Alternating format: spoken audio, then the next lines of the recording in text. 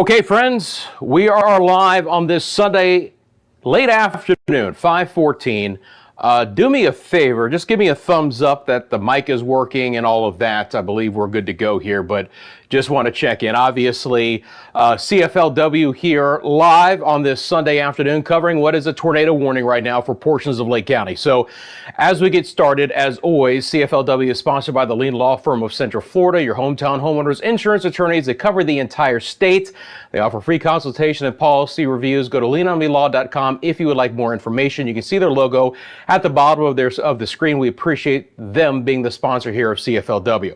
Okay, great to hear you guys. Thanks, Game In with Jamie. Just want to make sure, never want to get too far into this. So friends, we talked about this on Friday's show, that we were probably going to have some active weather ahead of the main line of storms that'll be trying to move into the area tomorrow, where we have all the severe weather to the north and west, well back into right now, portions of the upper Midwest and into the southeast. Now, again, we have this one warning, and it looks like it might have just gone away. All right, which is good news. It was a radar indicated potential rotation right here in the southern sides of Lake County. Now, this would be trying to move into the Lake Buena Vista area. And obviously the weather has gone downhill at this point in time as well. So again, it does look like the tornado warning was allowed to expire a few minutes early, but that may not be the only game in town, right? These storms have been marching in from the west coast over the last couple of hours. They really have impacted our far western areas for a fair amount of the late morning and into the afternoon. Now they're finally beginning to reach the I-4 corridor. So these are pretty rowdy storms at this point in time. Let me bring back on the live lightning data here for you guys as well. And again, just a pretty nasty situation overall. Again, lightning strike counts have been up and down, but obviously these storms have been kind of hot.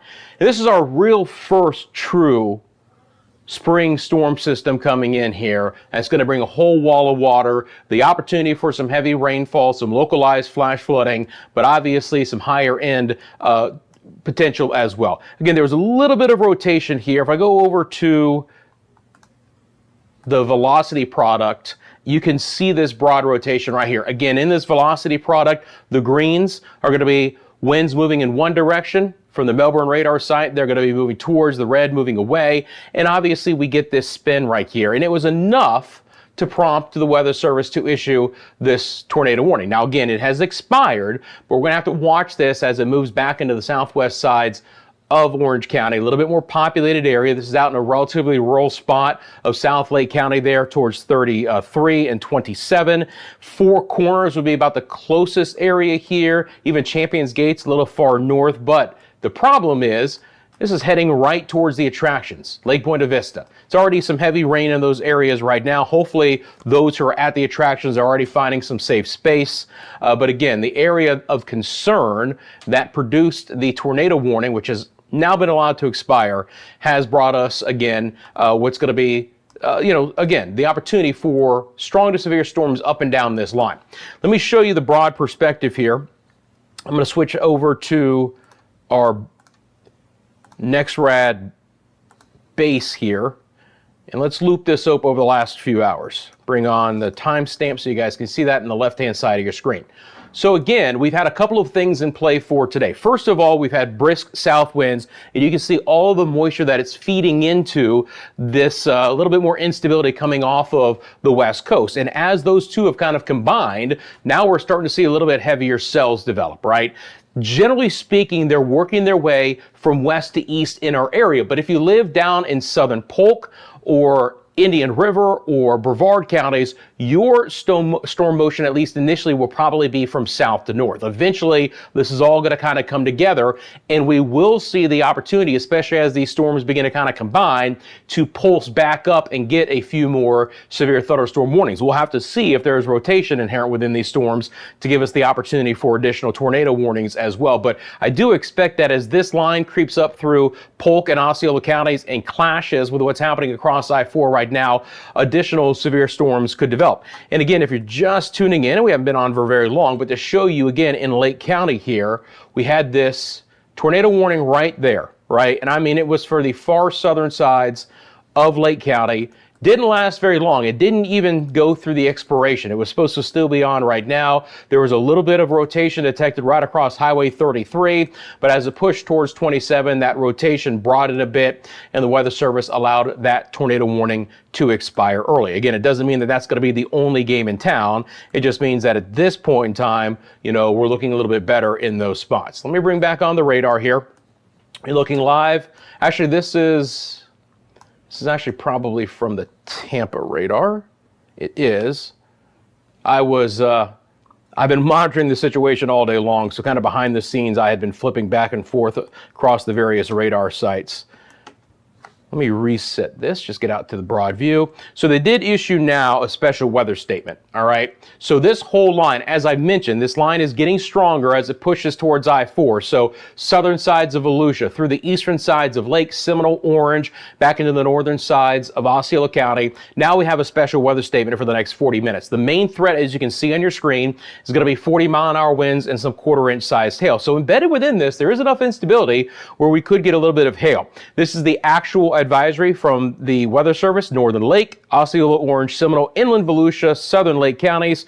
Strong thunderstorms will be impacting winds to 40, pea-sized hail. And again, moving off towards the east, a lot of areas will be impacted by this as well, and we'll watch that. But again, you know, some of the areas that I'll mention right now: Orange City, Deltona, Sanford, Winter Springs, Altamont Springs, eventually Oviedo, Apopka getting hammered right now, Lockhart, downtown Orlando, and then all the way back towards Lake Buena Vista. Nice little pulse up right here. Do you guys see that flash? That's high reflectivity. That could be a little hail core right now between Celebration and the Kissimmee areas. Again, all of this working its way off towards the east. Of course, as you guys know, we have some live cameras here at Central Florida Weather Live. So what do you say we take a look at those at the present time? I'm just going to pull them up right now. We're going to start with our camera in Winter Garden. Now, if you guys haven't tuned in the last little bit, we do have an additional camera now in Winter Garden. This is looking off towards the west. This is a little bit too far north from where the tornado warning is at this point in time. But again, you can just see those low clouds coming through, bursts of rain, you know, again, call them SLCs, those scary looking clouds that are out there for you right now. And those will continue to stream in. Again, with this camera looking to the west, that means everything is moving towards the camera, as the store of movement at this point in time is going to be from west to east. I've been mentioning what's been happening at the Disney area. This is a live look to our camera 1 mile from the Magic Kingdom, and it actually is kind of pointed back to the south and west towards the Magic Kingdom and the Disney property. First of all, the thing that you can see is that there's a fair amount of breeze there right now. Winds are going to continue to pick up as we go through the remainder of the afternoon hours as these showers and storms move into your area, right? And then obviously it hasn't rained hard there yet, but the heavier rain is going to be coming. And a live look right now to Conway. This is east of I-4, south and east of downtown Orlando. We are looking off towards the east, so you're looking back towards Brevard, Volusia counties, the East Coast, right? So we're going to see from this camera, actually the clouds and the storms roll in on top and then work their way away from the area. A little bit of a breeze in that area right now. Nothing too robust, so keep an eye on that. We do have the camera here is actually live as well. I might be able to manipulate this camera. It depends. I'll try, but unfortunately it looks like I might have shut that down. Give me just 1 second here.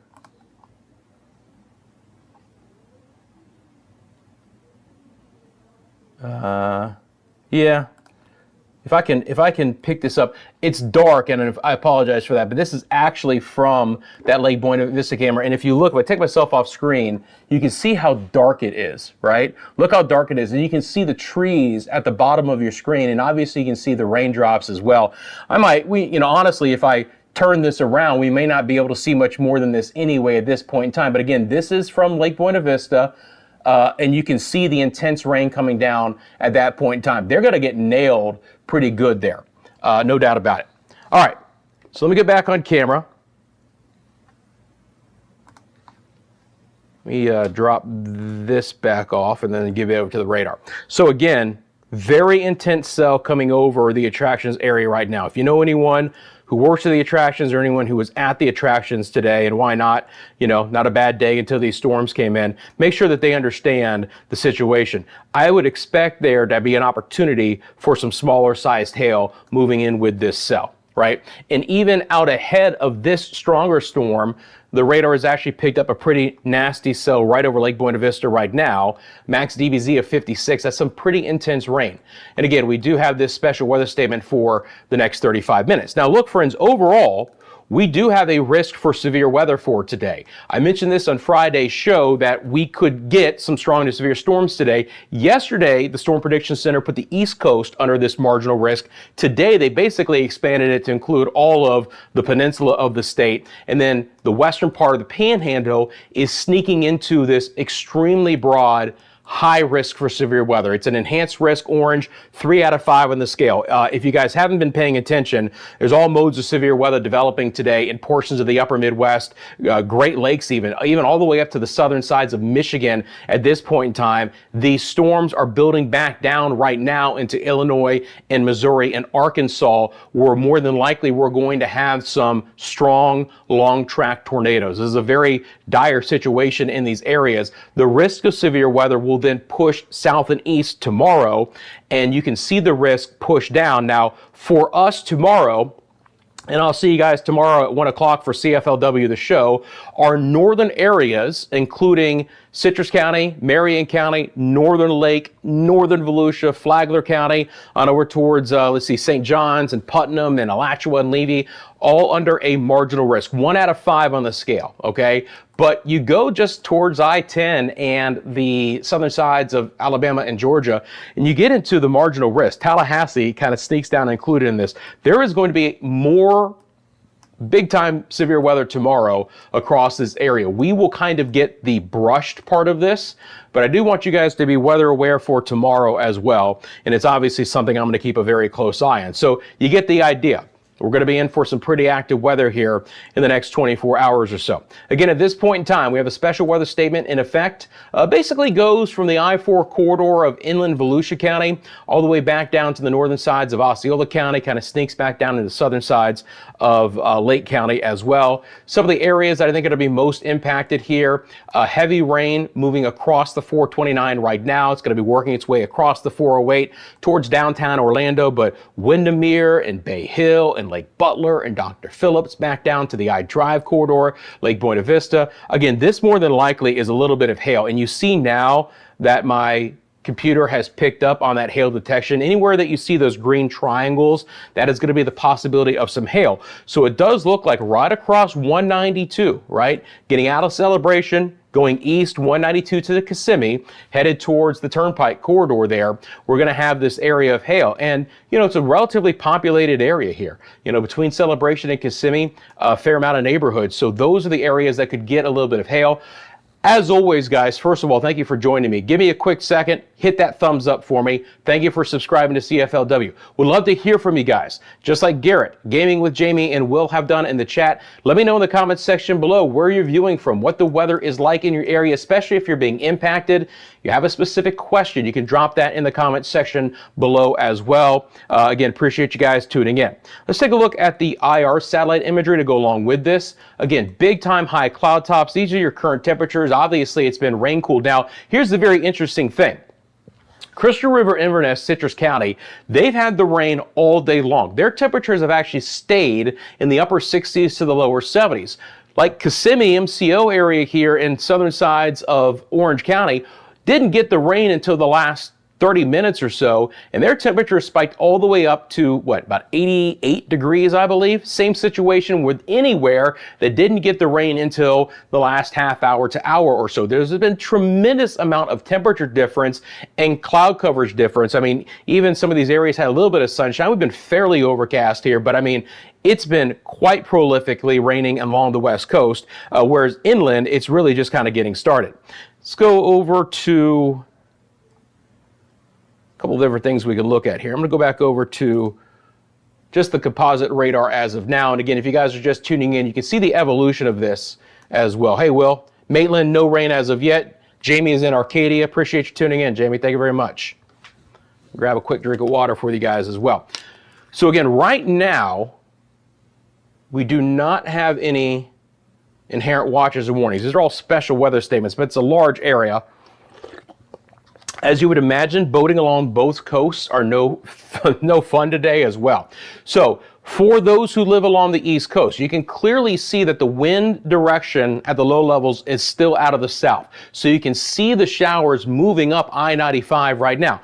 Eventually, some of this activity, which is discrete in nature, meaning it's all by itself, is going to be running into this more linear thunderstorm activity that we have from the Daytona Beach area back down into the northern sides of Polk.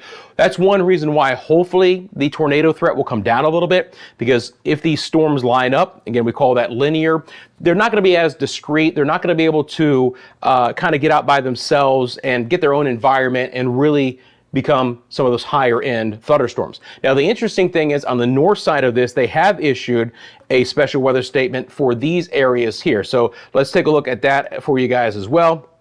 Strong thunderstorm right now, south central St. John's, eastern Putnam County. It's going to be moving into northwestern sides of Flagler. So it could clip Palm Coast, but more than likely will just stay north of Bunnell and Palm Coast. This is a storm that could head towards St. Augustine, but this is also a storm that is out by itself, right? Now, the south winds that would feed into it to allow it to rotate a little bit more, they're not as prevalent within this storm at this point in time because they're running into all of this. So more than likely, this is not a cell that is generally going to have a higher threat for tornadic activity. It's always something to keep an eye on here, but I don't expect that to probably be the case. However, hail, absolutely. We could absolutely see some hail out of this. I'm going to switch over to the Jacksonville radar for just a quick second so I can take a look at that cell just a little bit clearer here. You can clearly see in that Crescent City area. We're going to switch on our velocity product. Again, I see a little bit here towards Interlaken.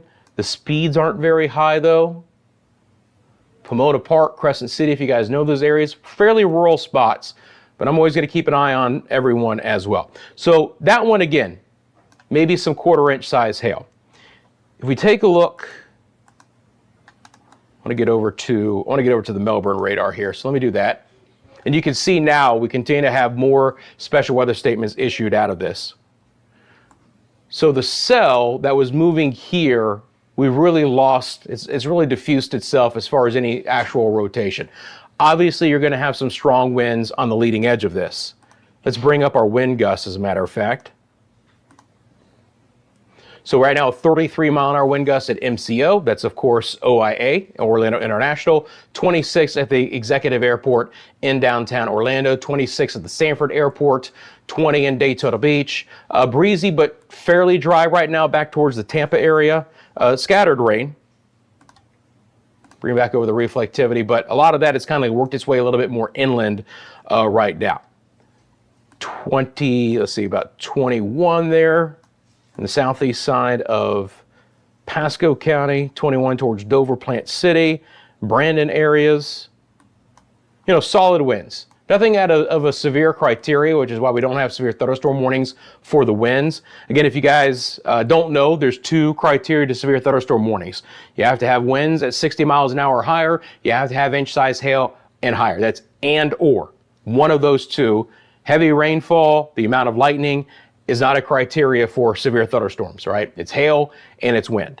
But again, these are pretty nasty overall. But listen, we've talked about this. We need this rain. We just don't want the severe weather that comes along with it, man. But we are absolutely desperate for some of the rainfall that comes along. We are in a moderate to severe drought in a couple of areas here in Central Florida. So it's great to get the rain. I don't want to just broad brush the fact that this rain is absolutely beneficial to us. We just don't want the higher end severe weather to come along for the ride as well. So again, back out to the broad view. Let me get back over to the YouTube channel, and I have these darn tabs so small on my tablet that every time I go to click back on, I shut this thing. I drop off the live chat. Hi Farrah, how you doing? Ormond by the Sea, raining but not heavy. Farrah, thank you very much for taking a quick second and letting everyone know. And that's the great community thing about what we're doing here in CFLW, right? The live interaction, the live chat. You guys can ask me questions, we can chat, but if you leave a comment and let us know what's happening in your area. Everyone gets to read that. Everyone now knows exactly what's happening right now in Ormond by the Sea. And Farrah, I would believe that you're going to start to see some heavier weather pick up in your area here in the next hour or so. Again, these storms will generally work their way east to west across I-4, still have a bit of a south wind right along the immediate east coast, and additional activity is expected to redevelop. We may not be completely done later this evening and into the overnight hours. Hopefully the intensity comes down and it just ends up being some of that beneficial rain. But again, tomorrow, I'm still concerned about how all of this weather might play out. And you can clearly see how nasty this weather is. All of the purple polygons are tornado watches. All of the red polygons are severe thunderstorm watches. You literally have these from Detroit to Dallas. Same line of storms. Detroit to Dallas, EF2 to potentially even EF5 tornadoes are possible. It's a bad situation in these areas. So if you know anyone who lives in those spots, make sure that they're weather aware. Again, we're kind of picking up the pieces ahead of this. We have nice instability in the atmosphere, a nice brisk south wind, which is bringing in the opportunity for some stronger storms. Let's get back out to our cameras. We'll start again out in Winter Garden. Live look. This is a pretty common view. Gray skies, right? Rain falling. You can see that on the lens. Winds not as bad right now. No doubt about it, the initial push of wind ahead of the rain developing in your area outside of the most stout storms will be the strongest winds that you'll see. You're going to get some 30, 35 plus mile an hour winds as the line of storms moves in. If you catch one of the intense storms, maybe winds over 40 miles an hour, and then the winds will just be breezy as the rain continues to drive across your area, which is what's happening in Winter Garden right now, which is on the far western sides of Orange County. Big burst of rain there about a half hour ago, and now things are slightly calmer. To Conway we go. Looks like we might have just lost that camera. How about that? There we go. It came back. Conway still looks okay. Has not reached the Conway area. Looks like there's a little bit heavier weather just north, and that makes sense. But again, not horrible there. And then back over to the Disney camera. Obviously, things have changed, right? Now, this is looking down, and you can clearly see how wet it is across the area. So now, Lake Buena Vista and the attractions are soaked, all right?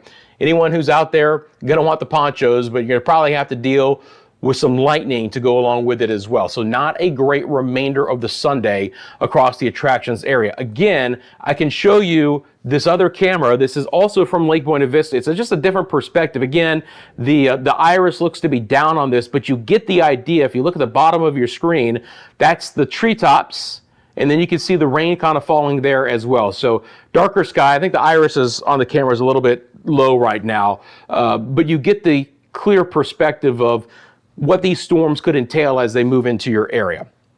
All right, back out to the weather radar here. Pull this back up full for myself. And again, thanks for tuning in, guys. Thanks for clicking that like button. Thank you for subscribing. You got a specific question about the forecast, feel free to drop it in the comments section below. Again, I came on because there was a tornado warning in Lake County. It didn't last very long, but that's okay, right? I've been monitoring the situation all day long, was prepared to jump on as conditions became necessary here. And we appreciate you guys tuning in. First of all, the bottom of your screen, you'll see live current updated temperatures and weather conditions through a whole lot of cities here across Central Florida. And you also see our sponsor there in that lower third, the leading law firm of Central Florida. If you want more information and to support the sponsor who supports the channel, you can go to leanomelaw.com. All right, so heavy storm right now moving into Palm Coast. We're going to get more rain and lightning towards places like Ormond Beach, Daytona Beach, Port Orange there, the northern sides of Volusia County. That's some pretty heavy rain falling right now towards De Leon Springs as well. I'm going to put this into motion here over the last half hour. And you can see, again, the general movement is going to be off towards the east. Some of this will build in intensity a little bit here. You can clearly see the special weather statement crosses I-4, so places like Orange City, Deltona as well. Kind of just, you know, generally speaking, again, there's a little bit of a north component, but overall, everything's matriculating off towards the east, and it's the I-4 corridor here as we head towards 6 o'clock that's going to be most impacted. And obviously, when you're talking about the I-4 corridor here in Central Florida, you're talking about a lot of population centers. So there's a lot of population here in the next 30 to 45 minutes, that's going to see some heavy rain, gusty winds, maybe some smaller size hail, right? The storm threat is for 1/4 inch size hail and 40-mile-an-hour winds. The rain, will take it, absolutely beneficial. We don't want anything else. But Sanford, Lake Mary, Winter Springs, Altamont Springs, Apopka, Lockhart, Winter Park, Baldwin Park, downtown Orlando, Conway, Holden Heights, Metro West, Bay Hill, Windermere, Dr. Phillips, Lake Buena Vista, the I-Drive corridor, Celebration, Meadowwoods, towards Lake Nona eventually as well. All will have the opportunity for some extremely heavy rainfall. And then you get towards Celebration, 192 towards Kissimmee. It's Buenaventura Lakes and Hunters Creek there on the 417. Notice that some of those really stiff reflectivities and those kind of fuchsia and blues, they faded a bit. Still picking up at least a low-end hail signature right here near the 417 I-4 corridor. So if I pause this, and again, you can see the live time here on the left-hand side of your screen, we actually have a hail signature right across I-4 where we meet the 417, 535, and even 192. This is a massive area of congestion across I-4 as all of those major roads intersect with I-4. But if there's a little bit of hail and there's all of this heavy rain, it's going to really slow things up.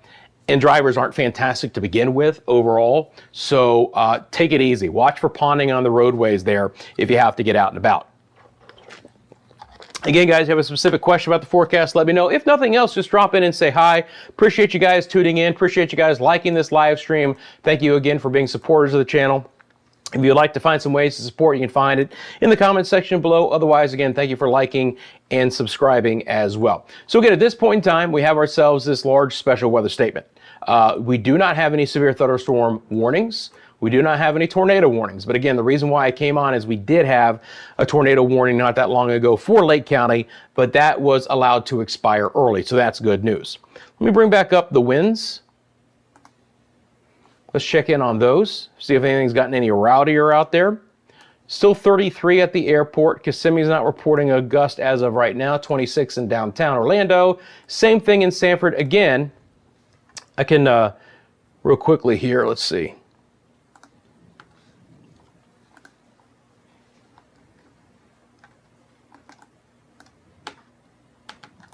Where are you?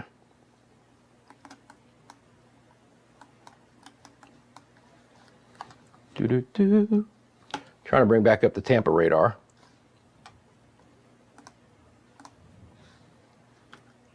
There we go. Just my friends in the Tampa area to kind of give you guys an idea. Again, most of the heaviest rain has moved inland. You can almost see that there's a little bit of outflow boundary associated with this as well. Now, off the coast, right? So looking at the Tampa radar, because we can really see off of the coast, nothing is really organized at this point in time. The next batch of rain that's going to move on shore is back into Hernando and Citrus counties. So, you know, the US 19 corridor here, Weeki Wachee, Spring Hills, Homosassa Springs, Crystal River towards Lecanto and Inglis. Those are the next areas that will pick up more rain. And these are the spots that have actually had some pretty healthy rainfall totals for today. But the strongest storms continue to push across I-4 and east. So it's I-4 towards I-95. That's going to have the opportunity for the strongest weather here in the next 45 minutes or so. Huge line of storms offshore too.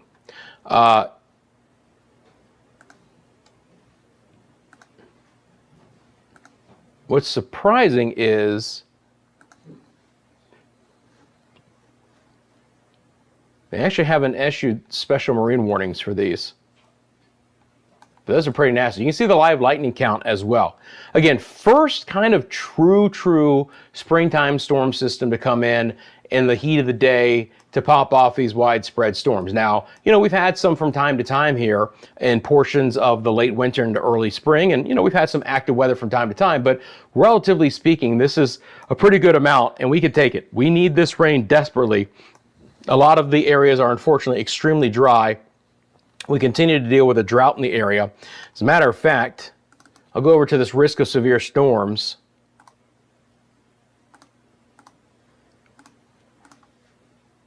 And I'll bring on the drought monitor and you'll see the yellows are abnormally dry, Browns are going to be your moderate drought. Oranges are going to be your extreme drought or severe drought. So most of Central Florida is abnormally dry or in some form of a drought. We've had less than 50% of our rain averages since October of last year in most areas, some running 40%. So we need this rain. But again, the severe threat comes along with the ride this time of the year, guys. Again, before the sea breeze storms really kick in, it's these fronts that are going to give us the opportunity. But from time to time, there's a fair amount of juice that comes along with them, and we're going to have to deal with that as well. So you can see, again, that system moving through. Now, we're not done. As a matter of fact, again, we'll take a look at the models coming up as well, as long as things are quiet, right? I mean, obviously, if we have any active warnings, I'm going to be focused in on that. But otherwise, we can talk a little bit more about what I expect in the coming days, because it's going to be a very active pattern here until at least Tuesday morning. We're going to get more showers and storms tomorrow. Everything should begin to clear out on Tuesday. I'll have much more on it coming up on Monday's show, tomorrow's show at 1 o'clock. But again, you guys can clearly see all the nasty weather here. And if I bring on the actual warnings right now, take a look at this, guys. It's the entire line. It's the entire line. All of the reds, severe thunderstorm warnings, the purples, tornado warnings. Okay? Look at this line just lighting up like a Christmas tree. The Weather Service offices are just firing off severe thunderstorm warning after severe thunderstorm warning after severe thunderstorm warning. And this line is going to build all the way back into northeast Texas. There is a huge, what we call warm sector of this storm system, right? The area of low pressure itself is way up in the western Great Lakes. You can see the cold front right there, but this is the low. So all of this area is in the warm side. South winds, moisture-laden winds are feeding all the way into the southern sides of Michigan. Can you imagine living in Detroit right now? Ann Arbor, Michigan, University of Michigan going, oh crap, we got a tornado warning possibly coming our way, or we're going to get hit with storms that they see in the southeast. This is pretty unusual to have this warm sector this far north. Well, we're talking about southern Michigan. And the interesting thing about it is this low is so powerful, it's pulling in a lot of colder air from Canada, and now the snow is really getting heavy back in Minneapolis. So there is the potential for winter storm warnings in Minneapolis at the same time Detroit has a severe thunderstorm or a tornado warning. Shows you the power of Mother Nature here and what's going on to our north. Now, again, we're going to catch the end of this as we get into tomorrow and on our early Tuesday as well. So let's take a look at that. First thing I'm going to do actually is I always go back while we're talking about these things. I always go back and want to make sure that I have the newest information for you guys. And I saw that the Weather Service extended this severe weather statement. All right. So the intensity has also come up on this. And I told you that that could be a possibility as it crosses I-4. So the polygon to the left is the special weather statement that's going to expire in 11 minutes that will pick up and be replaced by this next polygon, which again includes a lot of our area in the Orlando metro area for 50-mile-an-hour winds and half-inch size hail. So the conditions have come up a notch from the 40 max winds to now 50, and from the quarter-inch size hail to half-inch size hail, right? And again, Deltona all the way back down south of Kissimmee. Let's take a look at that particular one. Again, this is brand new as of 5:46. Strong thunderstorms impacting Seminole, East Central Lake, West Orange, East Central Volusia, northwestern Osceola through 6:15. Again, winds of 50, half-inch size hail. They include a couple of areas here, but there's going to be even more than that. Again, this would be kind of your summary of that. I can pull up all of that in a click of a button. Storm motion is east at 18, max inch hail size, half inch, max wind gust, 50 miles an hour. So that's what we're going to be seeing here. And again, Deltona, DeBary, Orange City, Sanford, Lake Mary, Winter Springs, Wekiva Springs, Altamont Springs. Eventually here, our Conway cam is right here. Oh, did they issue something here? Severe thunderstorm warning. Yep. Okay. So here we go. We're ramping back up. So this is brand new. Let me actually go back out here.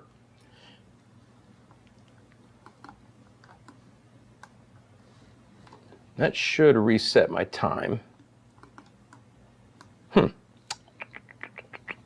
All right, give me just 1 second here. I'm gonna go out to the broad view.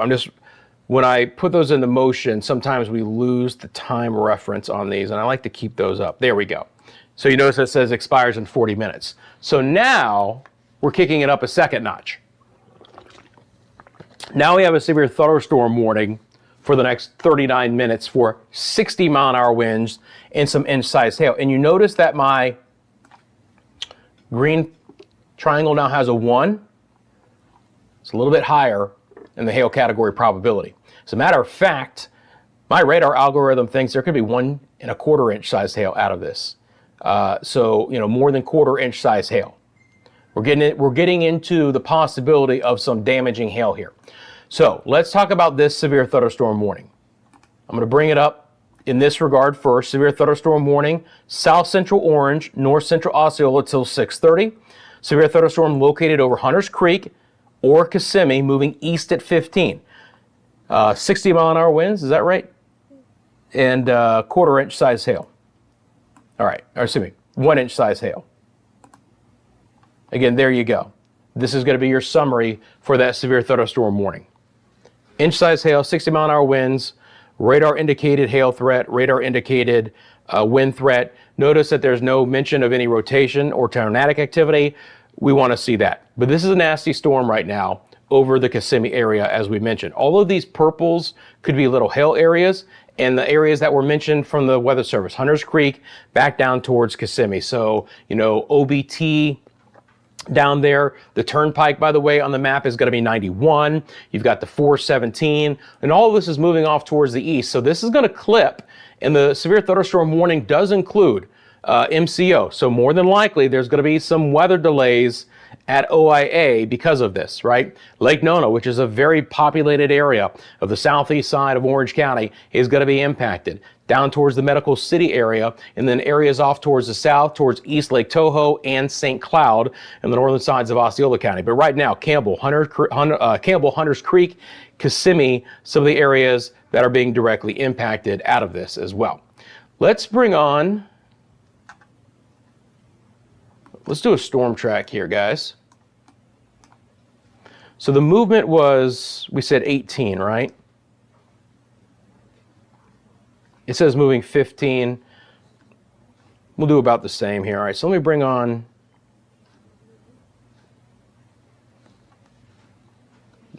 oh, here we go. I'm going to bring on our tracking mode here. Try and encompass everything here if I can in one fell swoop.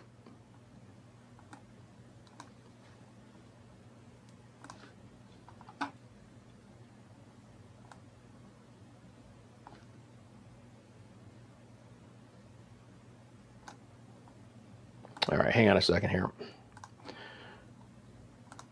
Something I need to do behind the scenes. All right, clear. Let's try this again. Except this time now, clear it again. Can I move the map? Thank you. Early season things to work out.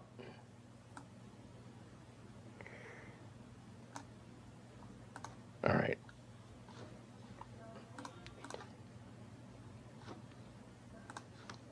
We're going to get this right.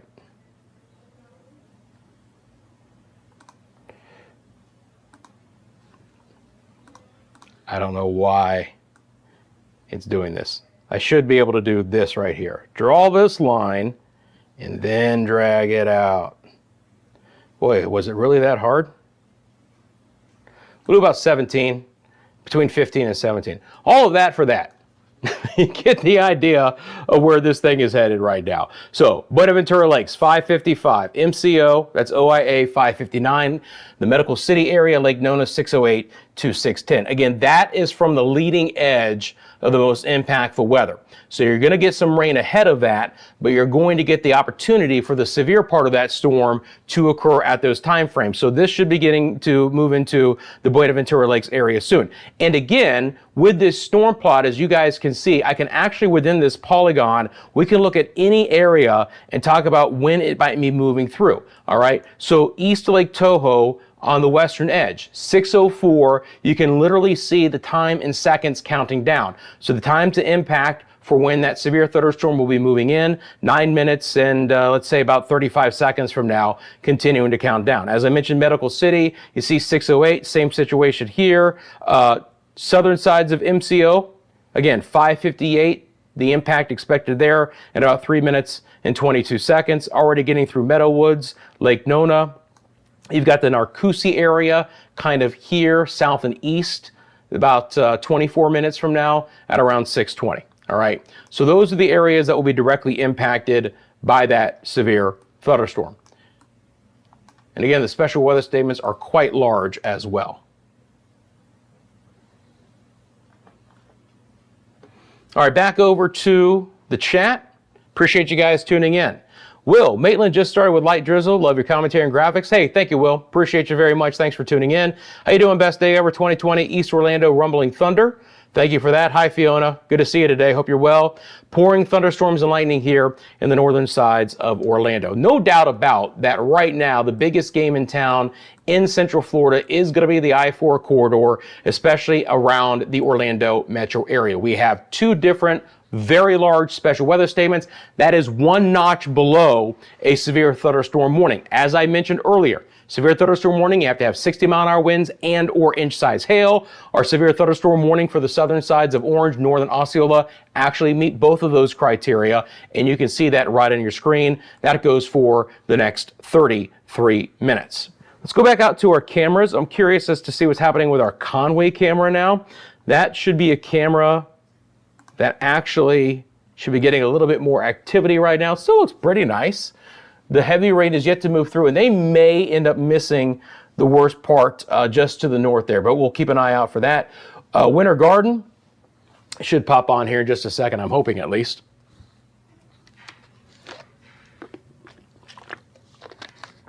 Try it again here in a second. Back to the Disney camera. Again, the heaviest rain has moved through Disney, but you can see what's been left behind.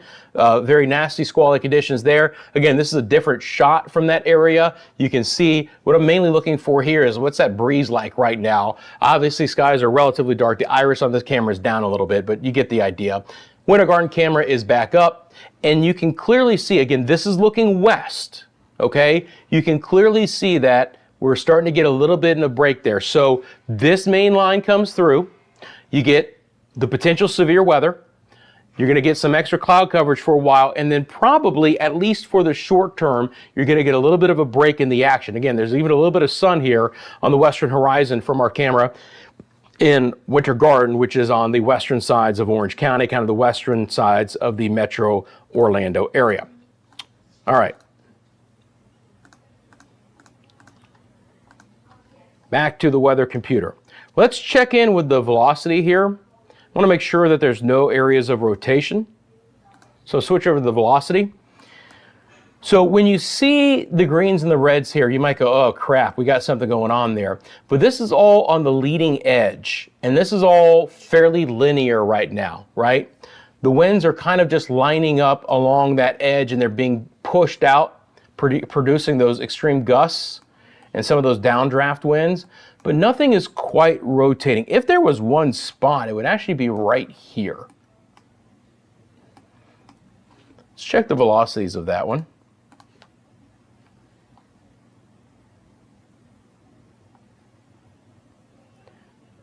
You know, 40 to 45 gate to gate. It's not, let's see what the reflectivity looks like on here. So, well, there, no, I didn't just jump, or did it jump? It's still there. It doesn't look as prominent now. So let's go back over to reflectivity.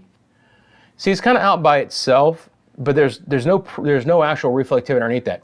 You have this nice little appendage that's kind of trying to stick out here. There is the opportunity that in a very broad way, right? You know, the dynamics in the atmosphere aren't crazy high at this point in time. But there's an opportunity that, you know, when you get these appendages, sometimes you can get a little bit of rotation that tries to drive back in.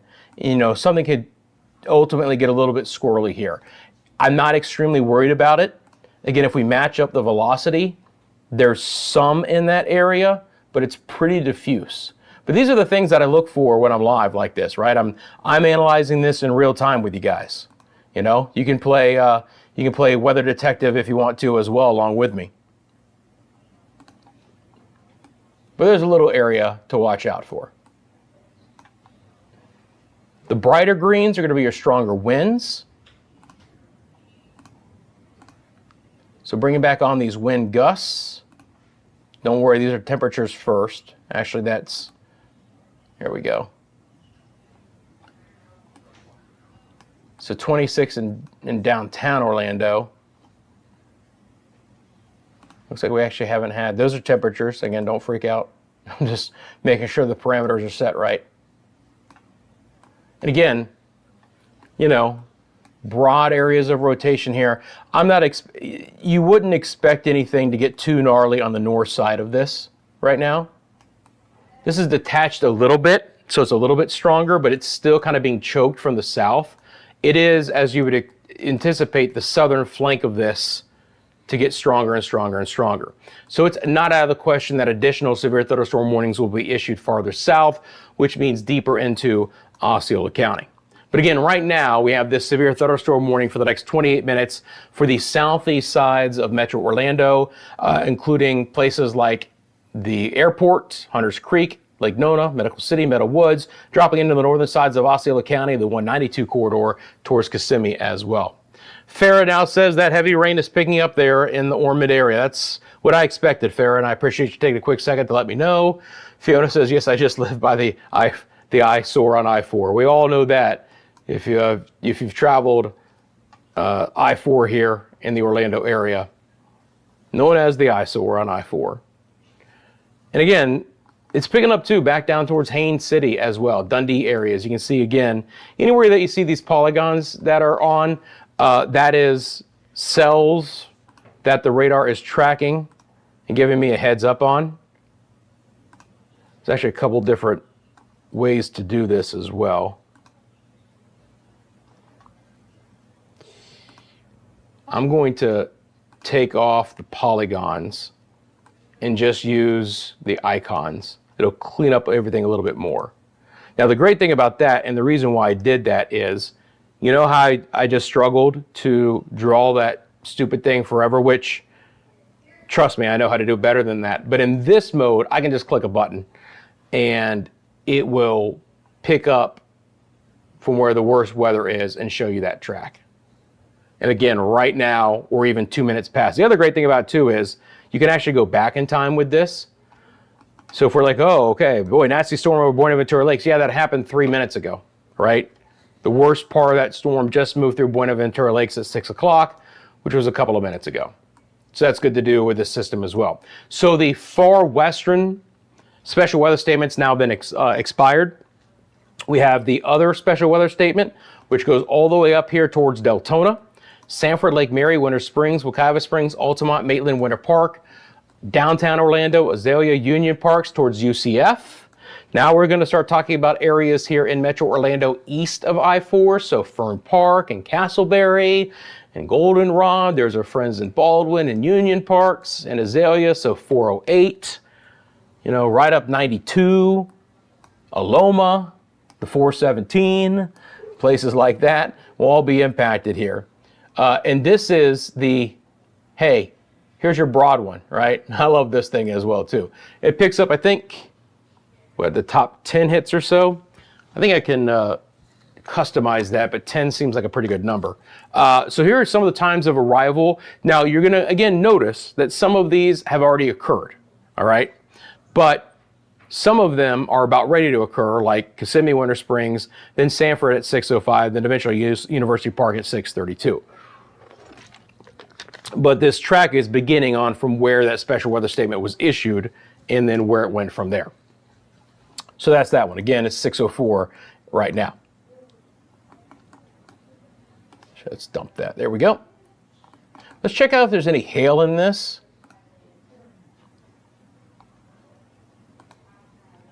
This is what's called the mean estimated hail size product. So the good news is it's not really pinging any at this point in time. I'm just going to broaden out to the view. So from the Melbourne radar at least, we're not picking up any of that. However, something else I can do here as well. Okay, good. I can go to each individual cell. Let's take a look at this. So if you see this cell right here, out of all of Central Florida, this is the strongest cell according to the radar, okay? It has a 100% chance of hail. It has a 20% chance of severe hail, and the hail size being 3/4 of an inch of hail size. No rotation, no tornado. But out of every one, the one over Buenaventura Lakes right now is the worst one. Again, this is going to go along and just south of the 417 towards Medical City, the Narcoossee area. Might miss Lake Nona just to the south. But that's the worst one. The second worst one is way out in the middle of the ocean. The third worst one is back down here towards Lake Okeechobee. So I can do this as well. We can sit here and just be like, what's the third worst? What's the fourth worst? All of those had large probability of hail. This one's getting bad too, towards Crescent City. And you can see that. That's pretty nasty. That's where the other special weather statement is right now. So again, back towards Crescent City and trying to get into Flagler County, that's another pretty nasty storm. Ormond Beach, again, this is showing that there's the probability of some small hail trying to get to coastal Volusia County. I wouldn't expect it to be extremely widespread, but the opportunity is going to be there right now. Ormond Beach, Holly Hill, Wilbur by the Sea, Daytona Beach, especially areas north of Daytona. So Holly Hill, Ormond Beach, going to be the best chances there. And then along A1A and US 1. A little bit farther south, more than likely, like I said, south of there, Port Orange, Wilbur by the Sea, probably okay. But heavier rain is certainly beginning to move into that area.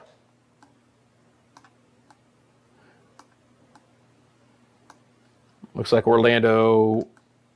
All right, so the Kissimmee METAR station just reported a 37-mile-an-hour wind, and that was at 5:56, so about 10 minutes ago. So there's your near 40-mile-an-hour winds, right?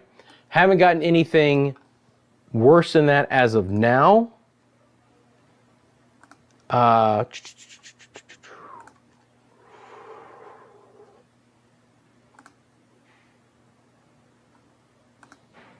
going to bring up the local storm reports. Make sure we're not missing anything here. So if there was a local storm report, a little icon would pop on and we'd take a look at that. Let's go back to the chat. Hey, Michael, how you doing? You're already getting dry. Amen, man. I'm with you right now. Got a funny story for you guys in regards to that. We were gone for spring break week here, which was last week. So this is our first full week back. And it's like, all right, it's time to make sure that the sprinkler system is working fine. Checked the sprinklers on Tuesday. Everything looked good except for one head I needed replaced. So I went and I got that from Lowe's and brought it back on Wednesday, screwed it back in, turned it on, nothing. Not one sprinkler worked. And I'm like, are you kidding me? I will give you the shortened version. I actually called the manufacturer of the sprinkler box that I have, and we went over everything, and they're like, no, this thing is working just fine. But I had a flooded box, and I thought, okay, well, I got to redo all the wiring and all of that. I got a flooded box in the backyard, some of the valves. So I did that, stripped it, redid all the wiring for it, had it great, still wasn't working. Wasn't working all day Wednesday, all day Thursday, all day Friday. Finally, at 5 o'clock on Friday, I get an email from the city I live in that said, by the way, there was a treatment plant that was offline and you probably haven't had reclaimed water since Wednesday. Great. Late Friday afternoon, everything was working just fine. But leave it to me to pick the week that happens for me to actually get into my sprinklers and make sure things are looking okay. But I'm with you, man. I'd rather do it the natural way anyway. Absolutely. Again, severe thunderstorm warning right now. Just showing you guys the loop here from the Melbourne radar. Again, if you live along the East Coast, we're still having a bit of a south wind right now. You can see that Sebastian has a southeast wind. Melbourne has a southeast wind. So we could still see a few discrete cells develop here out ahead of the main line, and we'll see as those kind of merge what might happen. That could promote additional stronger storms, but not necessarily, right? These are becoming more linear in nature from time to time, or from as we've gone through the afternoon hours. So that should hopefully decrease the tornado threat. And if you guys are just tuning in right now, the main reason why I'm on with you guys is that for a brief time, we did have a tornado warning in Lake County. It was radar indicated. It was in the southern area of the county, fairly unpopulated area. That doesn't matter. But the point being is that, we did have that. Now, again, this is where all the really, really bad weather is. And that is, at least in part, going to be trying to make its way into our area late tomorrow and early on Tuesday. But we can talk more about that later. And of course, I'll see you tomorrow for CFLW, the show live at 1 p.m. And even if you can't catch the live version, friends, here on the CFLW YouTube channel, you go to that live tab, which is where everything is archived, because everything I do is live, right? Whether I am doing this live stream for severe weather or I'm doing our Monday and Friday shows, because it's all live, it gets archived under the live tab. You can watch the recorded version of those live streams and keep an eye out with what's going on with the weather. Make sure you're weather aware for the remainder of the week. Again, on Monday's show, we kind of cover Monday through Friday, and then Friday we cover Friday and the weekend as well. Hey Bobby, how you doing? Heavy rain, thunder, lightning, dark clouds here in Winter Park and at the Lead Law PA home office. We appreciate Bobby and the team. They are the sponsors here of CFLW. You can see their logo in the lower part of your screen, and we appreciate them being a partner with us here at CFLW. Hope you're doing well, Bobby. Hope the team and you are having a good one. Hey, Michael, I appreciate it as well. Thank you so much. Again, right now, tracking one severe thunderstorm warning, which goes for the next 18 minutes, so basically till 6:30. Again, this one picked up in intensity a bit, 60-mile-an-hour winds and some inch-sized hail. Now, this is dropping some really heavy rain right now over places like the 417 and MCO. Again, more than likely, there's going to be some weather delays here for OIA, Orlando International, as we speak, and potentially for at least a little bit longer in time. It could more than likely be departures and arrivals, because that's a lot of extremely heavy rain. The live lightning count here on CFLW as well. Again, the lightning is not extremely prevalent here. It's more about how much rain is falling at this point in time and those really gusty winds. And so the opportunity for some hail as well. So Kissimmee, St. Cloud across 192. Again, the southeast sides of Orange County, MCO, Lake Nona, over towards Medical City. Now, even outside of where we have the severe thunderstorm warning, you've got some heavier rain beginning to fall for places like Winter Park, where Bobby is located right now, and you can see those dark reds. Again, that's the higher intensity rain right now on the radar. Goldenrod, Baldwin Park, Union Park, downtown again, about a 30-mile-an-hour wind gust at the Executive Airport. Times of arrival. Now, again, this is a really neat tool that I can use because we can just literally go city by city here. Now, again, some of the times you'll see have already expired, right? But if we take a look at where I can point, so Oviedo, okay, 622. So literally in the Oviedo area, just east of the 417 or along it, you're going to start to see the most impactful weather here in 9 minutes and 33 seconds and counting. Let's see if it gets towards Sanford's already had it come through. Eastern sides of Civil County, 415, which would take you up to Osteen, moving in the next couple of minutes. Chuliota, about 27 minutes for Chuliota. Our friends near the UCF area, there near Aloma, 13 minutes and 35 seconds till impacts, a little bit southeast towards University Park, 18 and a half minutes. Alafaya, which is a very populated area, about 13 and a half minutes at 6:27 will be your impacts. 417, 408 Junction in about 5 minutes and 8 seconds. It looks like we got a new one that just came on as well. So this special weather statement, and the reason why is this special weather statement is about ready to expire.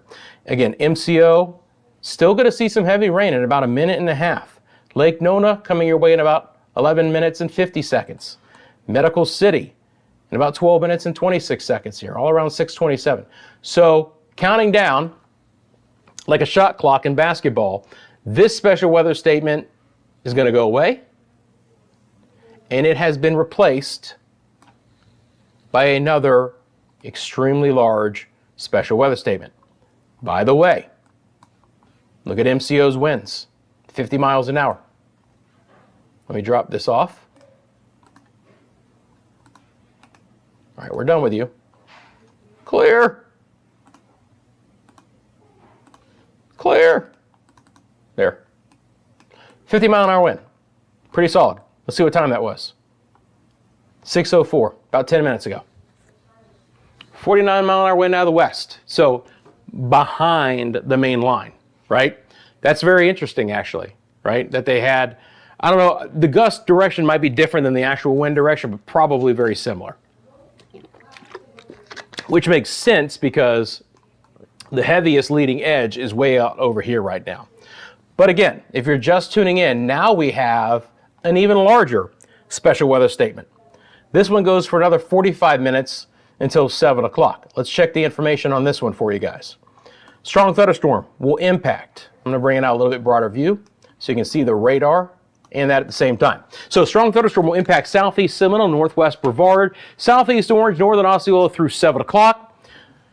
Again, strong thunderstorms from Goldenrod to St. Cloud moving east at 30, 50 mile an hour winds and pea-sized hail. Again, we're just under severe thunderstorm criteria. Now, this severe thunderstorm warning, which was in this area right now, has been canceled. I believe that was a little bit early. I think it was supposed to go till 6:30. So that's good news.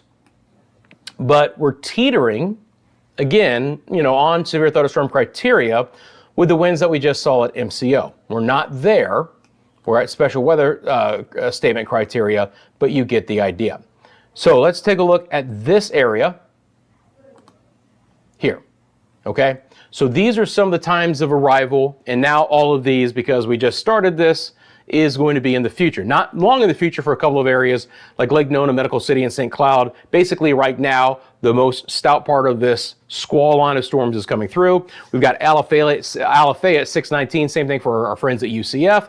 University Park 622, Avalon Park 626, Bithlo 631, Wedgefield as we get deeper into the eastern sides of Orange County 636, and then Port St. John. So now we're talking about the northern sides of Brevard coming your way at 710. And of course, 710 is still during the daylight hours. So there's still be some juice in the atmosphere. Don't want to gloss over the fact that even though this is not severe, this is some pretty nasty weather in Volusia County right now. Ormond Beach, Holly Hill, Daytona Beach, Port Orange areas, especially towards Ormond Beach right now. Look at your live lightning count. Again, not bad. We're not summer sea breeze storms as of yet, but in the last 15 minutes, in this view from Ormond Beach down towards Holly Hill, we've had 11 lightning strikes. And again, this little green icon shows you that that is a cell that has the potential for some hail. So small hail is possible right now on the southern sides of Ormond Beach. Doesn't mean it's falling, but the radar has picked up on the opportunity. This cell over Crescent City just really hasn't moved. But again, the reflectivity has come up a bit. And we're actually, from the Melbourne radar, shooting through a lot of garbage to get here. This cell, I bet you from the Jacksonville radar, will look a little bit more impressive. And if this stays together a little bit longer into Palm Coast area, keep an eye out for that as well. And then here's, again, your big time storms. Lighter rain is beginning to fill back in over the West Coast, but it's not nearly as strong as what we had earlier in the day. And again, portions of Citrus and Levy and Hernando counties have been pummeled by heavy rain and storms most of the day.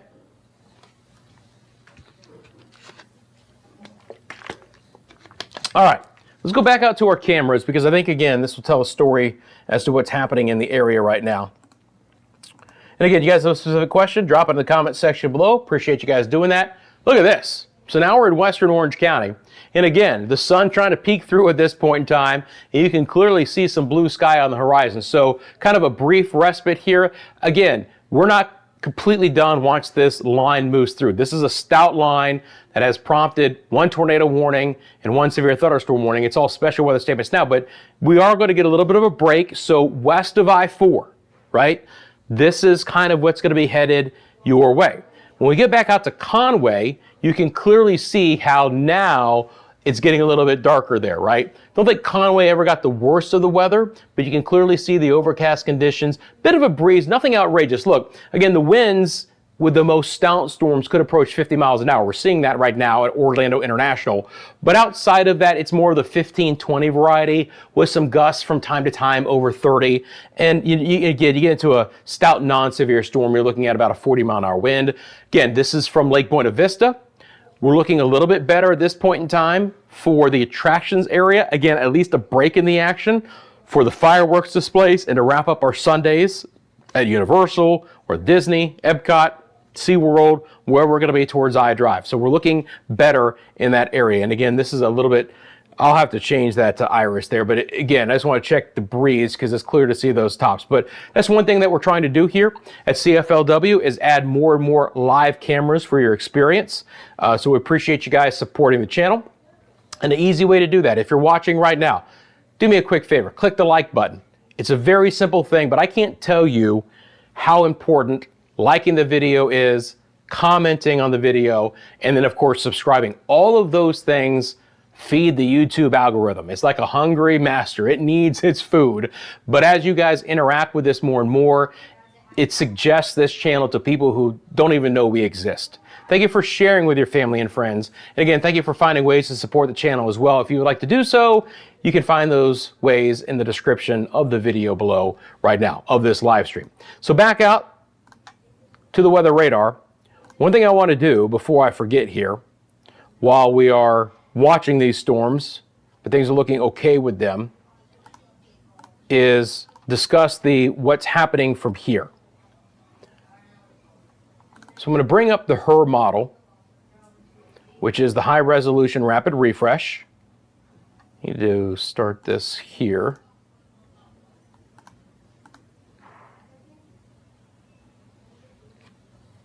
Might take just a half second to kind of load.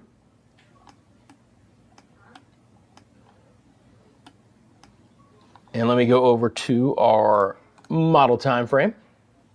So again, today is the 30th.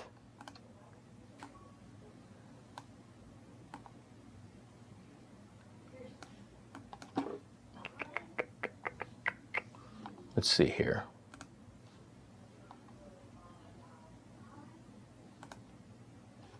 So I can back it up a little bit here.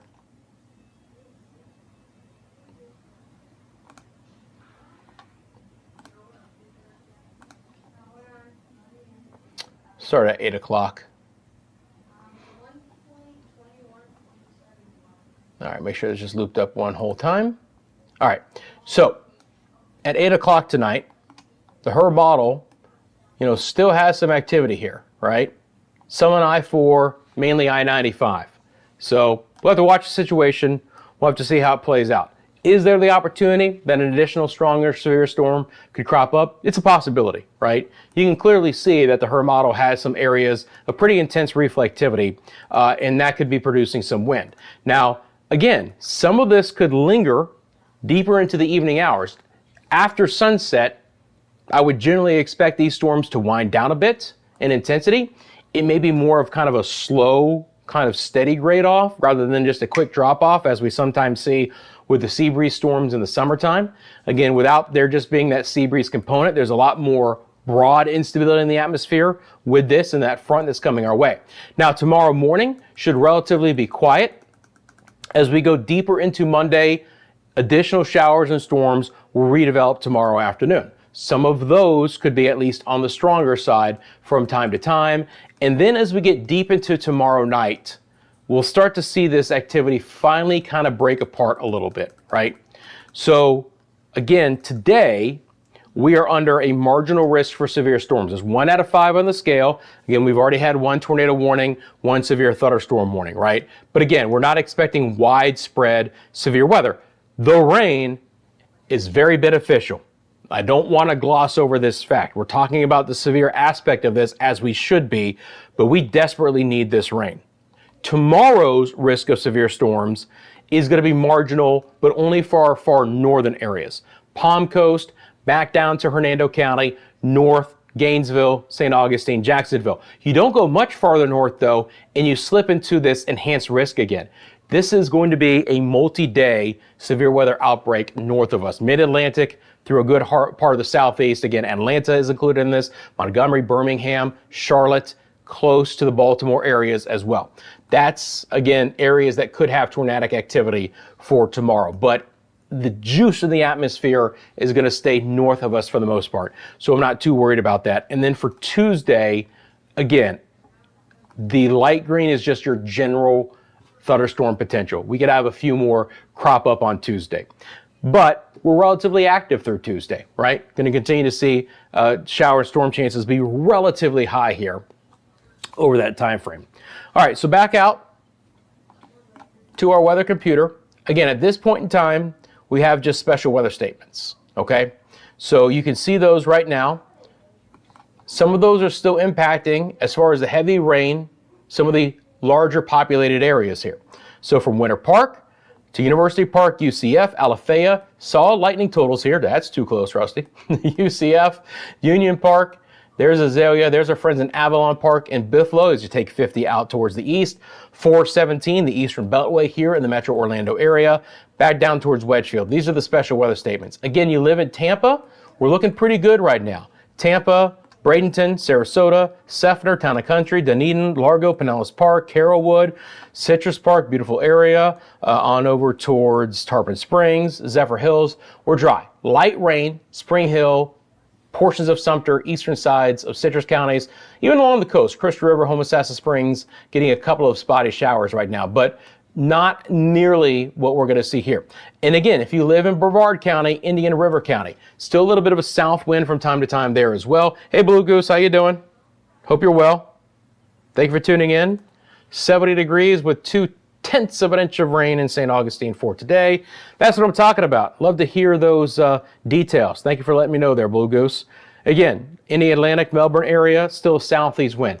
That south component could still develop a couple of showers outside of this main line and then throw those into the mix. And anytime you have winds that are going in different directions, you're going to have the opportunity for a little bit of a clash there. As a matter of fact, I can put on these 10-meter winds.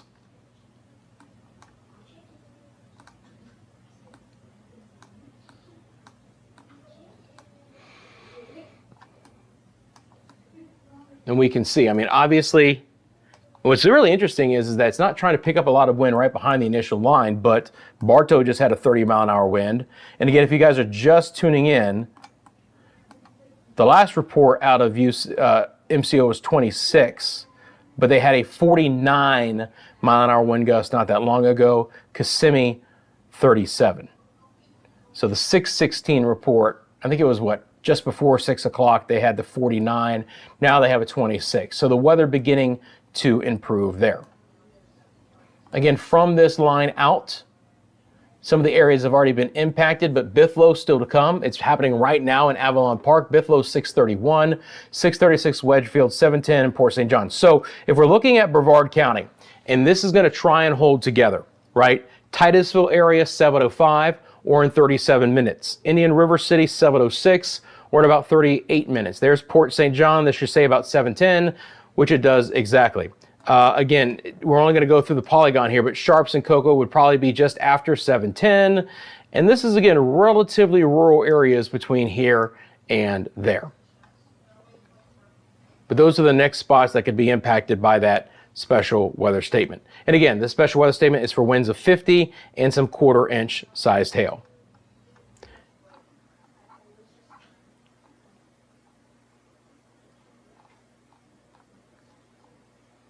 And again, it is in effect until 7 o'clock. My radar has it going east at 31, but for all intents and purposes, we're about the same as the Weather Service here.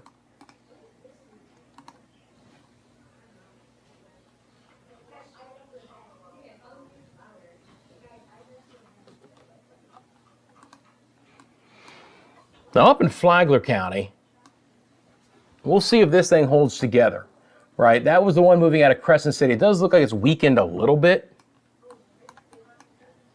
We can take a look at that one real fast out of the Jacksonville radar just to see if the garbage here at KMLB is causing a problem. We're not seeing that cell correctly. I mean, there's some heavy rain that'll be moving towards US 1 and I-95. but initially I wouldn't expect them to reissue the special weather statement there. It doesn't look crazy. Blue Goose, you've probably got a little bit of rain, but it's pretty light right now, it looks like. I mean, we're shooting from the St. Augustine or the Jacksonville radar, and you know, it's just some yellows over your area right now. And Cocoa, you know, again, that would be, you know, it always is with this scenario. That's the, you know, it's Brevard County. All right, we got a tornado warning. Here we go. Let's see what we got, guys. All right, tornado warning is now in effect for this area for the next 29 minutes. Let me give you the details. Moving east at 16. Now, let's be very clear about one thing. This is not a very populated area. That is good news, right? We're getting out of the Narcoossee area of southeast sides of Orange County, Lake Mary Jane, if you know that. So, here's the situation. South central Orange, north central Osceola until 7 o'clock. Severe thunderstorm capable of producing a tornado located near Lake Hart or Narcoossee, as I mentioned, moving east at 15. All right? Obviously, if there's a tornado, we need to be very cautious. The tornadic thunderstorm will remain over mainly rural areas of south central Orange and north central Osceola. So that is good news. Now you notice that there's this little notch right there, and I've mentioned that before. It's an inflow notch is what we call it. And this is exactly what's happening in this part of this line. You can, from time to time, get these little inflow notches that feed in, and they start to produce these little mesospins right there. And I haven't looked at the velocity, but we'll do it together in real time. I'm going to assume that this is probably the area or real close, right?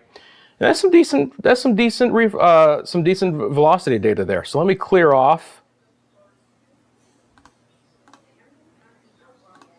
this, and let's take a look at those velocity data points. Again, I'm looking for, yeah, well, that's solid. That's about 100 mile an hour wind, 100 mile an hour gate to gate shear. So I've got 48. All right, there's one little quirk about this system. If I do this, then these numbers will stay on.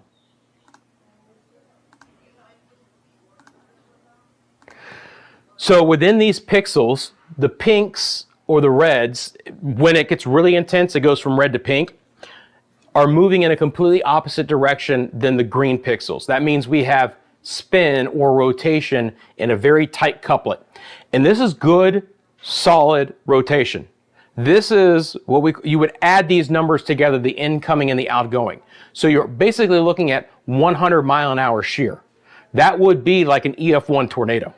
This is a solid radar signature of a vortex, of a spin. Doesn't necessarily mean it's completely on the ground, but there is that opportunity. That is a very healthy signature. I am extremely, extremely happy that this is in a very rural area.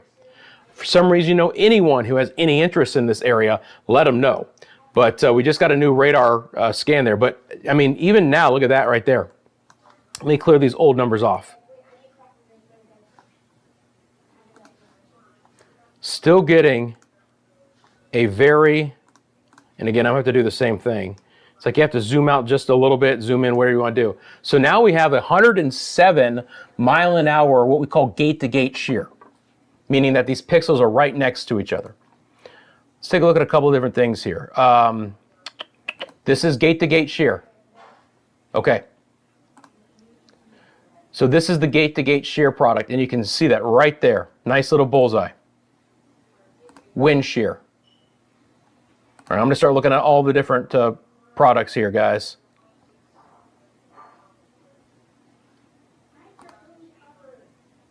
Downdraft potential. Apologize for that. Correlation coefficient. This is a, this would be what's called a dual pole product. It's not worth going into all the detail, but I will say this. Greens and blues are bad in this correlation coefficient product. If you guys notice that I'm just lining up some of these products here to see, But the biggest thing here is you can clearly see this notch.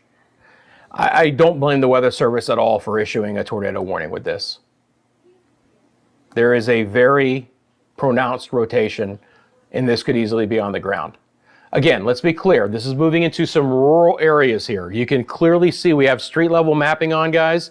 This is getting out of the southeast side of the Metro Orlando area. It's kind of skirting the orange Osceola County line, but there's not a ton out there at this point in time. Thanks, Blue Goose.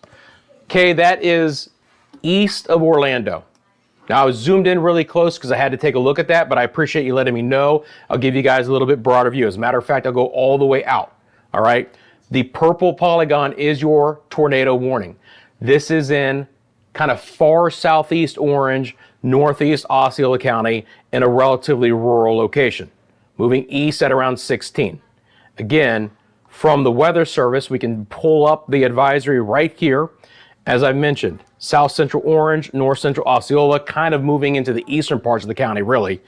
And they even say this tornadic thunderstorm will remain over mainly rural areas.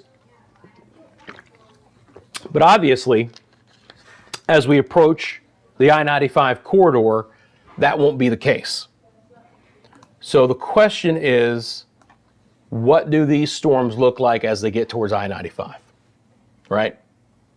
Lone Cabbage Fish Camp, there is one out there. I will be honest, I can't tell you exactly where that is, but I believe within that area it's close. Someone knows exactly where that is, you can let me know. But that's what's out there, guys. Farmland, fish camps. You know, we see that kind of north of 192, Harmony, Holopaw, and south of the beach line.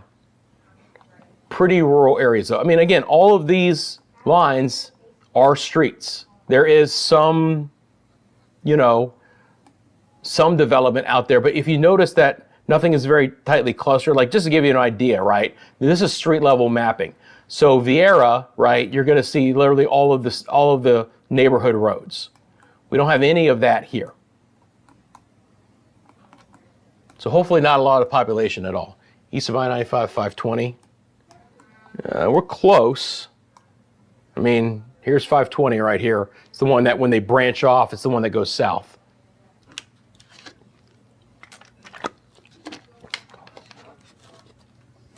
So again, guys, appreciate you tuning in. Once again, I want to thank our sponsor here of Central Florida Weather Live. That's the Lean Law Firm of Central Florida. The man himself, Bobby Lean, has joined the chat and gave me an update, which I appreciate. But again, if you guys would like to support who supports us, you want free consultation and policy review with anything that can impact you or your property in the state of Florida, go to leanonmelaw.com. Their logo, their website is at the bottom of the screen. So this tornado warning continues all the way up until 7 o'clock. Again, the area of interest is right there. So that's what we're talking about. So let's plan this out. Now, we're not going to get this moving slow, 15, 16. So even in the next 49 minutes, we're not even really kind of too close to I-95 at this point in time. So this warning will more than expire before it even sniffs I-95. The question is, what happens after that? You know, typically in these situations, these signatures don't last that long, right? You can even see here that it does look like it's broadened out a bit. I'm not seeing those pink pixels any longer. So my thought would be that, you know, the circulation is broader. Does not mean that there's not a tornado on the ground still, but the signature was better about 5 minutes ago. That was an impressive signature. And if it was on the ground, it could have easily been an EF1, no doubt about it. How you doing, Linda? Thanks for tuning in. Hope you guys are doing well. Thank you for taking a quick second, liking this live stream. Thank you for subscribing. Thank you for commenting. Again, all of that helps out the channel more than you know. In all seriousness, more than you know, it really does. I'm gonna go back out to the broad perspective and loop this up for you guys. This is gonna be over the last several hours. Bring back on our main timeline here as well. So if I back this all the way up to 12, you can see all of the heavy rain and storms and the wet weather over Crystal River, which mainly stayed in the upper 60s today, whereas Orlando got to 88. Why am I mentioning that? Juice, juice, juice. You get the atmosphere, load it up, If you destabilize the low levels of the atmosphere with heat, you're going to get the route of your storms. Again, MCO today punched to 88. It wasn't as hot along the East Coast because there was a bit of an east wind. It wasn't always due south, but you still had lower 80s in a lot of areas, right? It's coming down a little bit now, but we're still in the upper 70s in a lot of spots. That's enough to support, again, stronger storms. It is, Linda, and that's exactly what we're talking about right now, is what this is going to look like as it tries to get into Brevard County. Now, again, farther north, it's been a little bit more muddied, but we've had some active weather for Volusia County, from Port Orange to Daytona Beach, especially up towards Ormond Beach. Nice little cell right now trying to sneak out of Crescent City towards Palm Coast.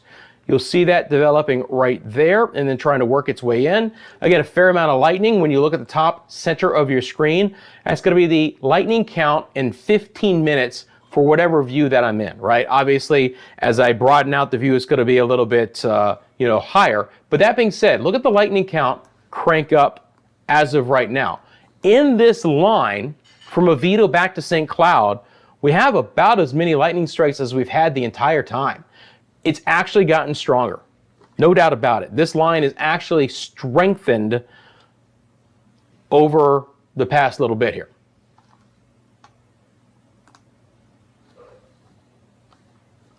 Do something real quick. And again, if you're just tuning in as well, get away, ticker. If you're just tuning in as well, oh my gosh, what do I want to do? Watch this, watch this, watch this, watch this. Boom. It's a you-know-what show in the upper Midwest all the way back to East Texas. Severe weather, severe weather, severe weather, tornadoes, bad tornadoes, EF2, higher. It's not good. There's the enhanced risk all the way from Detroit to East Texas. It's crazy, right? Detroit and Shreveport, Louisiana are in this enhanced risk. It's an unbelievable large enhanced risk. So I just wanted to point that out as well. All right, so let's go back into our area here. Still have the tornado warning, still for the next 18 minutes. Let's look at the velocity with it, meaning I'm looking at the winds associated with it. It's definitely broadened out a bit. The darker greens that you see are going to be some stronger winds. There's a little bit of a pixel interest area here. I mean, yeah. You know, we've got 105 mile an hour gate-to-gate shear there. Let's see how high we're shooting up in the atmosphere here.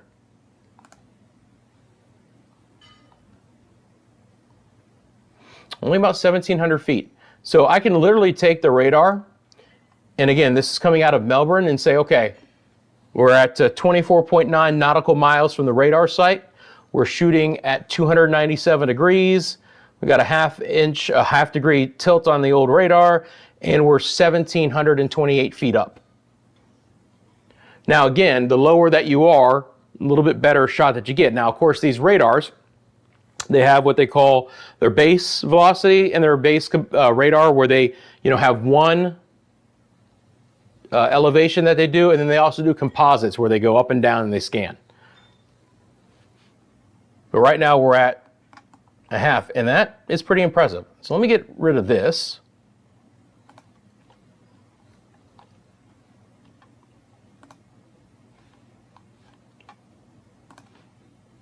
It's a lot of wind right there, guys. Anywhere in this area. Again, it's still really rural. Now, let's see what the radar looks like right here. It's embedded. Whatever rotation it is, it's a high precip cell. You're never going to see the rotation. If you were to stand right here and look west, you would probably see a really, really dark lowering, but that might be so shrouded in rain. If there was a tornado right there, you might not even be able to pick it up. These are the problems with the tornadic potential storms here in Florida. They're associated mainly with what we call HP cells, HP thunderstorms or supercells, high precipitation, right? The ones out in the central U.S. are LPs, low precip, high basis. You can clearly see the funnel drop down, right? We don't get that visual here in Florida a lot. A lot of it has to be radar indicated because of that, or literally spotted, right? Emergency managers, all of that. Thank you, Blue Goose. Appreciate it. And again, appreciate you guys supporting the channel as well. We need that support. We appreciate the Lean Law Firm supporting, but truly, if you want to help this channel grow and last, and I'm being very serious and very honest about that, we need to continue to grow. We need the subscriber count to go up. We need the viewer count to go up. We need the watch hours to go up. We need all of that. And so thank you for taking a quick second to, again, interact with me here, like, subscribe, all that kind of stuff, and share this with your family and friends as well. And you can find other ways to support the channel. Now, they have cut off this tornado warning, and they're just going to be following the leading edge. So let's see if we can get the update here on this tornado warning. 644, yes. Okay, so the tornado warning is still in effect. Severe thunderstorm capable of producing a tornado 10 miles south of Wedgefield, south of the beach line, moving east at 30. Radar indicated rotation. Means nothing has been visualized yet. Okay? And they have now said, you know what? We're just going to blow up a huge severe thunderstorm warning. So now you have this massive severe thunderstorm warning to go along with it. This is what I was concerned about, is that as these storms pushed into this air that has not been, raked over yet, we haven't had any real thunderstorm activity here in Osceola and Brevard County, that the intensity would ramp up. Now we're pushing to sunset, right? We're about an hour away, so it's literally going to be a battle, I think. Does this line get to I-95 before 8 o'clock? It's going to be close, because more than likely, and it may not be this sharp cutoff, but there will more than likely be a steady drop off in intensity once we lose the heat of the day, right? But now, this severe thunderstorm warning is a big one, 60-mile-an-hour winds and some 3/4 inch size hail. Let's look at that one. Southeast Orange, northeast Osceola, 60-mile-an-hour winds, severe thunderstorm over Harmony, or 7 miles north of Holopal, moving east at 20. So here's Harmony and Holopal on 192.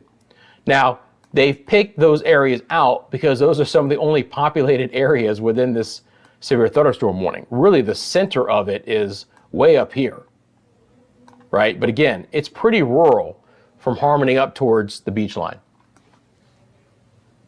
Linda says she's hearing some rumbles of thunder out to the west. I hear you, Linda. Okay. Been on now for 95 minutes.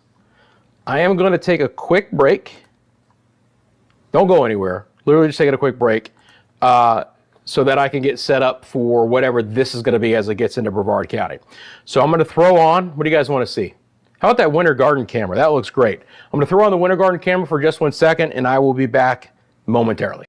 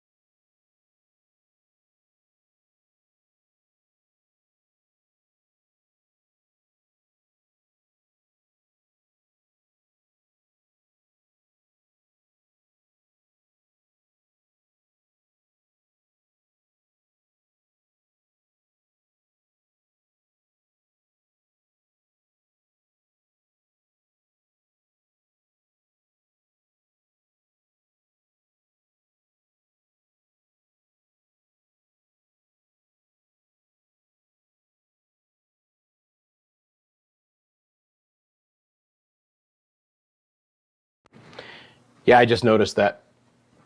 Thank you, Farah. Should give you the thumbs up now, guys. Should have the audio back now. I took myself off mute, but I got you. Don't worry. Thanks, Linda. Thanks, Bobby. Should be good now. Not only did I put myself on mute, but I actually turned off my microphone, so I forgot to turn it back on. I can see the levels moving now, though, so I think we're good. All right. I was saying it was a beautiful shot in Winter Garden. You could see the rainbow, Lake Conway, right? Gorgeous shot there. Beautiful. We're looking east, and then we're looking better at Disney right now.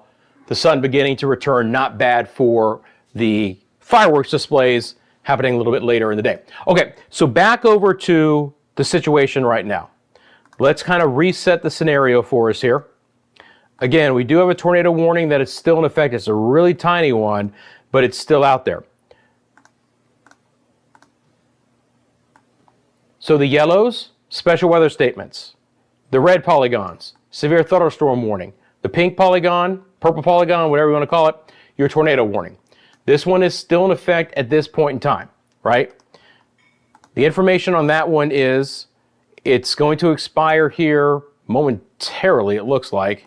Did they just drop it off? Yeah, they did. Okay. That's why when I clicked on it, I was like, well, why does it say it expired at 6:49? Because the tornado warning for South Orange and Northern Australia is canceled. Good.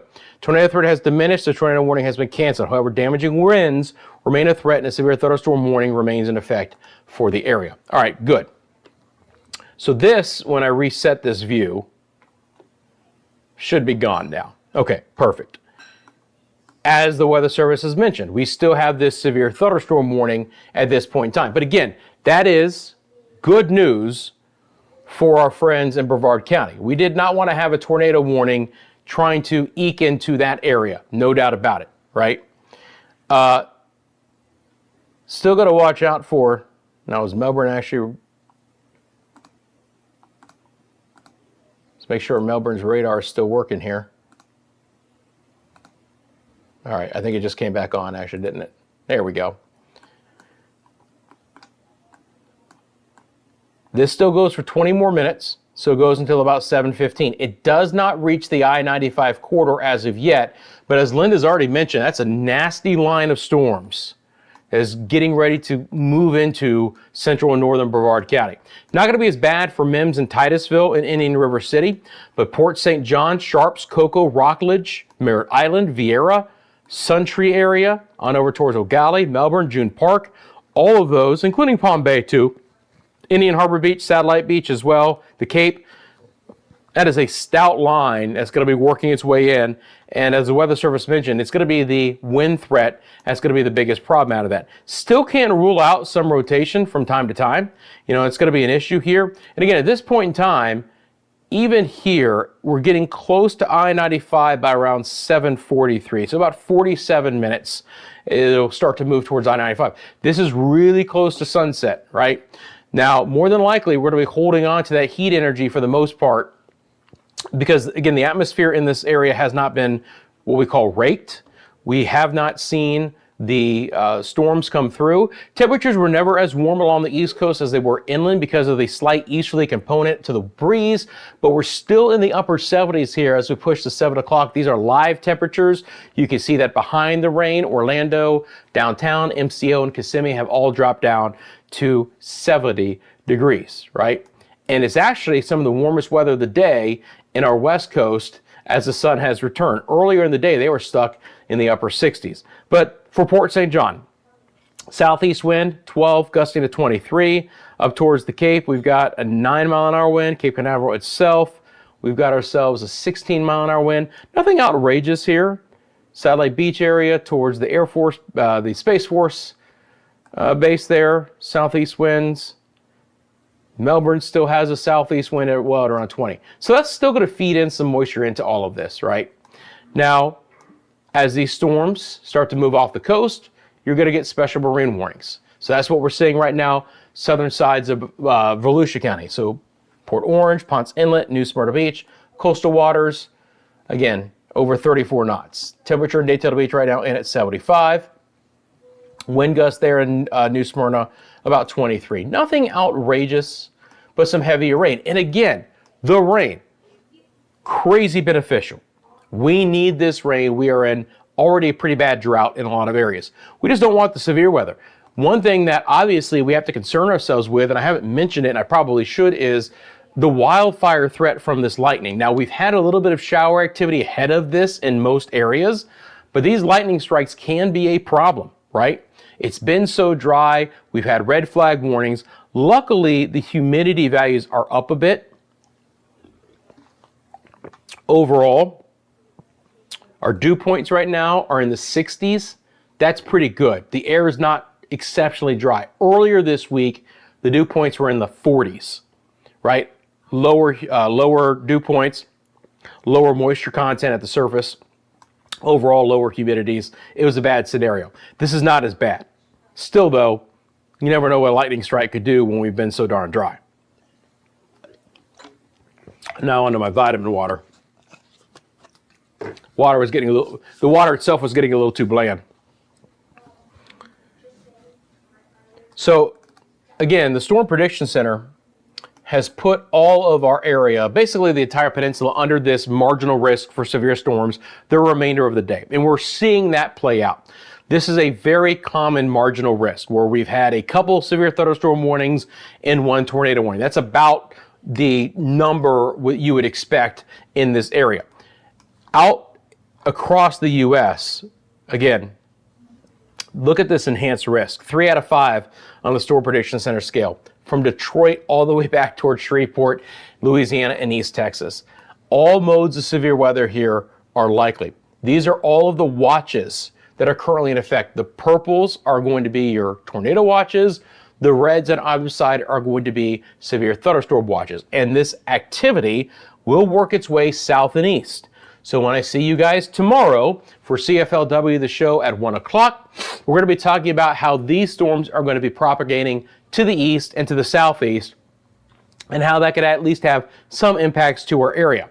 For tomorrow, it is our northern areas under that marginal risk. And basically what's going to happen is these storms, as they get to I-10, they're going to start to fall apart a little bit, okay? But is there a little bit of juice coming off of the eastern side of the Gulf to continue to hold these storms together enough where a few get into our northern areas that could still be strong to severe?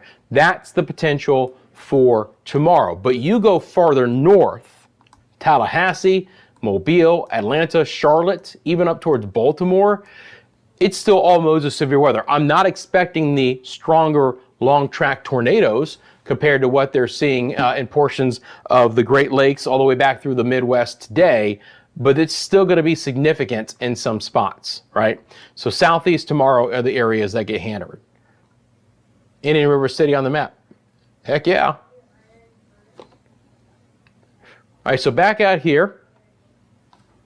Again, those are dew points. Let's get back our wind gusts as well. So this severe thunderstorm warning still goes into effect for the next 14 minutes, right? So until 7:15, we'll see what this could bring portions of Brevard County, right? Whether they reissue it again or not, they have allowed part of this special weather statement to expire. Remember, this encompassed the entire area. The severe thunderstorm warning was just a small area of an extremely large special weather statement. We still have one for portions of Osceola County for winds of 40 miles an hour and some quarter-sized hail. And in addition, they have now thrown up a special weather statement for the coastal areas of Volusia County, just south of Port Orange, Ponce Inlet, New Smyrna, Edgewater areas. Notice the lightning count has really ramped up here. This storm has actually picked up in intensity a bit as well. Yeah, Farrah coming in from Ormond by the Sea, so just a little bit north of there, talking about how got a nice breeze with clearing skies. And again, it's all area dependent. You go a little bit further to the south and you got some issues there. So looking at that special weather statement, strong thunderstorms through 7:30, moving east at 20, winds of 40 and some pea-sized hail. Spruce Creek, New Smyrna Airport, Turtle Mound, Ponce Inlet, and Glencoe, all areas that could be impacted. Small special weather statement right over the coast, but again, significant heavy rain, storms. And again, down on the bottom of your screen, scrolling across there on our lower third ticker, you will see live updated conditions across many areas of Central Florida. Gainesville right now coming in at 69 degrees. Again, I-4 clearing out nicely. Sun beginning to return. Still some breezy conditions. MCO still at a 26-mile-an-hour wind. Executive Airport 25. Kissimmee 37. Wouldn't expect the winds to be that strong and last.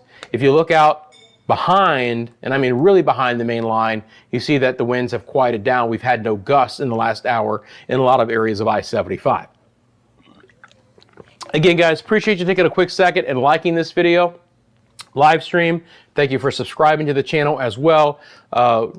Really need you guys' help to continue to grow, so appreciate that as well. Happy to be with you guys here live on a Sunday evening now, 7:02 p.m. We've been live for nearly 2 hours, and if you're just tuning in, first of all, thank you very much for doing so. Secondly, I came on live. I've been monitoring the weather all day long. We had a small tornado warning in southern sides of Lake County in a rural area. Radar indicated. Looks like nothing ever really materialized. And then we had a second tornado warning here in rural southeast Orange, north and northeast sides of Osceola County. That's gone away as well. Still left over with some pretty robust weather. We still have this fairly large severe thunderstorm warning. I'm looking at the velocity product right now. And again, when we had that tornado signature, you really had a very strong what we call couplet or gate-to-gate shear. Now, you notice how this is what we call linear or very much in a line. There's a lot of wind that's going to be coming in with this, and the brighter the reds and the greens, the stronger the winds, okay? And again, we're not too far away from the radar site, so I'm picking up winds here on the radar of over 50 miles an hour in some spots. That could be some juicy wind trying to get to places like Pineda and Vieira and Suntree and the Rockledge areas as well. You can almost see that there's a little bit of a bow here. A lot of the times as those thunderstorms kind of become linear and push out, they have an apex somewhere along that line, and near that apex is where you have the strongest winds. And that's kind of what we're seeing. And we call it a bow echo, and in certain situations, that bow echo can produce tornadoes. Now, not necessarily saying that's going to happen here. Certainly doesn't look to be the case, but in some setups, as that wind gets pushed out like that, it can cause there more rotation to develop, right? But more than anything, it's a wind threat. Again, right here along that line, we can track the storm. So on the leading edge of this, right, how close are we now? Vieira in about 13 minutes, Rockledge, same situation, and they just issued a new severe thunderstorm warning for this area. So there you go.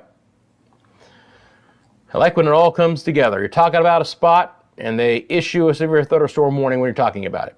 So, new severe thunderstorm warning. Ooh, tornado possible. That just means, hey, can't rule out it. Hey, there's your Lone Cabbage Fish Camp. Blue Goose. There you go.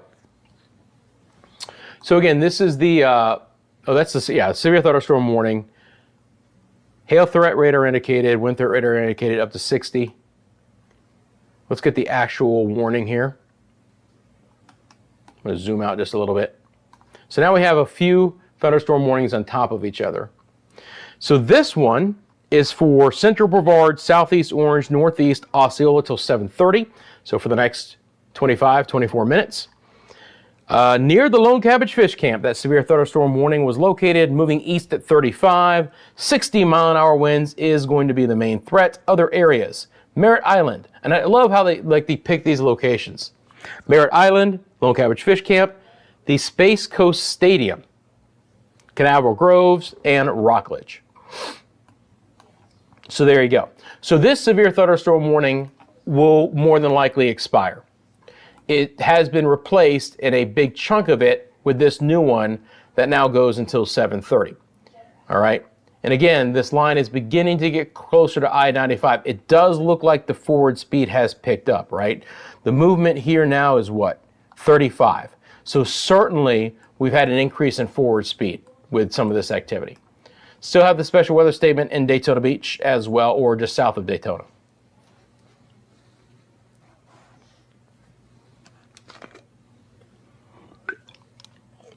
Randy, how you doing from Indiana, man? You doing all right? We were just talking about you guys up there. How's the How are the storms? And by the way, if you're like Randy and you live in Indiana or you're interested in the national weather, I do that at Weather Express. And you can find the link to my Weather Express YouTube channel in the description below. So if you would like more national forecasts, you can check out that. But here at CFLW, we've got you covered for your Central Florida weather, and we will incorporate anything that's happening, you know, around our area and how it could impact us, which is why we've been talking about Indiana. But Randy, I appreciate you tuning in. I hope you're doing well. Thank you, Blue Goose. Yeah, so you can clearly see that the heaviest, beefiest part of this is getting closer to I-95 now. Let's take a look at the track, see what we got going on here, right? So we've got Rockledge at 718, Merritt Island 724, Cocoa Beach 729. So here you go, here's our Rockledge area at 718. Merritt Island, and of course Merritt Island is just kind of up and down and all over the place, so it just kind of depends on where you want to pick out. But you get the idea here. Cross 3, 721. Here's our friends in Cocoa Beach, about 729. So it does look like the main area here is going to try and get offshore right around 730 based on the new faster forward speed. It does mean though that this storm is going to push through during daylight. We're not gonna get sunset to help kind of start to knock off some of the higher end because losing the heat of the day, you see the instability come down a bit. Now temperatures again were never as warm along the East Coast as they were in other areas, but we still have about 73 degrees. Even Port St. John right now at 79. It's pretty impressive. So again, two different severe thunderstorm warnings. You can see the times of arrival here based on this track. Again, Rockledge, about 717, 718. So I-95, counting down, literally by the second here, about 4.5 minutes. US 1, about 9.5 minutes. So it's going to track from I-95 to US 1 in about a 4-minute time frame.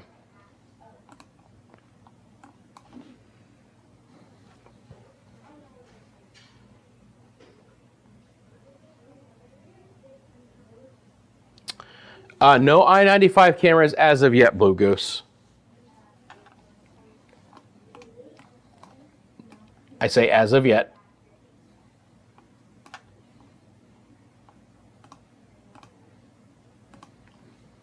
Again, looking at this velocity product, which is the winds. No big gate-to-gate shear, right? No pixels swinging winds in different directions. So we've got a lot of wind. Going to be a good gust, but it's all going to be straight line, all moving in one direction. Stay that way too, that would be great. I'll go back over to the potential hail size. This product is okay. It's just taking the algorithm of the radar and saying, hey, look, this is where we could have some hail.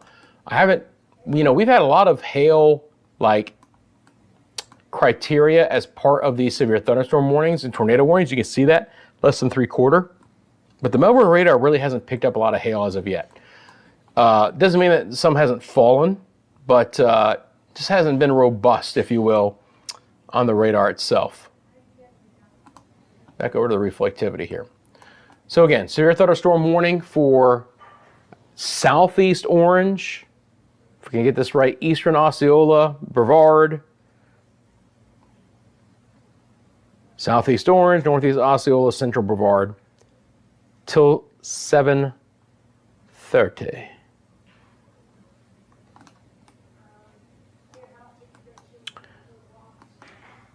That storm is still pretty dang nasty up here, man. New Smyrna, that's pretty solid. You can see that reflectivity has really come up. But again, that's a lot of lightning. This storm has really amplified right along the coast. Ponce Inlet, Glencoe, New Smyrna, Edgewater. That's a healthy storm. Now look, again, rain. We need it, man. Brother, we need that rain. We just don't want the lightning to cause any wildfires. We don't want there to be any tornadoes. We don't want there to be any wind damage as well. If you live west of I-4, you're pretty much in the all clear for now, okay? Does not mean we won't get additional showers to try and redevelop late this evening and even overnight. Those should not be severe. But again, if I go out to the broad perspective here, guys, and I can switch over to the composite radar. Look at the beef. Look at the beef here. This is a huge, strong area of low pressure in the western Great Lakes, a massive warm sector to the storm system, and severe weather is just going gangbusters right now. Look at these warnings. Look at this, guys. Oh, hey, I live in Saginaw, Michigan. Oh, wait, there's a tornado warning right now near me. Detroit's under severe thunderstorm warnings. It's unbelievable. Just south of Indianapolis, multiple tornado warnings. Those are the purple polygons. All of the red are severe thunderstorm warnings. So literally up and down this line, the Weather Service offices are just boom, boom, boom, boom, boom. Every one of these is severe. Every single one of these cells, and some of them have tornado warnings with them, right? There's your tornado warning, severe thunderstorm warning, considerable, meaning there's a considerable threat. All the way back down to Little Rock, Arkansas, and this line will continue to propagate into eastern sides of Texas. This is a massive severe weather outbreak that's ongoing right now in those areas. And again, all this pushes south and east. Now, again, we're not going to be as impacted, but these areas could be tomorrow. And I'll have a lot more on that CFLW, the show, coming up tomorrow at 1 p.m. If you're just tuning in for this live stream, to keep you guys up to date, I do 2 live shows every week, Monday and Friday at 1 p.m. Join me live. Some of our regular guests of the channel are in the chat right now. But again, it's the same situation where we interact, because more than likely, look, if there's some severe weather to talk about, we'll do that then. But more than likely, I'm just getting you prepared for the next several days. Monday's show, we'll talk about the week ahead. Friday's show, we'll talk about Friday and the weekend. But this sets you up. So if you watched Friday's show, I mentioned that this afternoon could be active. You would have had that heads up. You would have known that yesterday was by far the better outdoor day of the weekend, and today it's kind of playing out as expected. Now, we've had some pretty good severe weather. I knew there was going to be some decent storms, but you get the idea of why I do those shows on Monday and Friday at 1 o'clock. Again, join me live, or because everything I do here on CFLW is live, it's archived under the live tab of the YouTube channel. You can watch it at your leisure anytime you want. Obviously, the information is good for at least a couple of days if you would like to. If you have a specific question, you can always leave it in the comment section below. I go back through and I'm happy to answer those questions as well. Hey, Palm Bay Jags fan, how you doing, man? Hey, buddy, will intensity keep up in Palm Bay? Well, I've been watching that storm, and Palm Bay, sorry. I thought for a half second, I thought you said Palm Coast. Palm Bay, you're a little bit farther south. Now, this was under a special weather statement, but that's been allowed to expire. Generally speaking, again, we're getting closer to sunset now. The intensity of this line should drop some, all right? I'm not saying you're not going to get hit with a pretty good storm, but the severe thunderstorm warning is north of you right now. It's a little bit more broken up and cluttered south.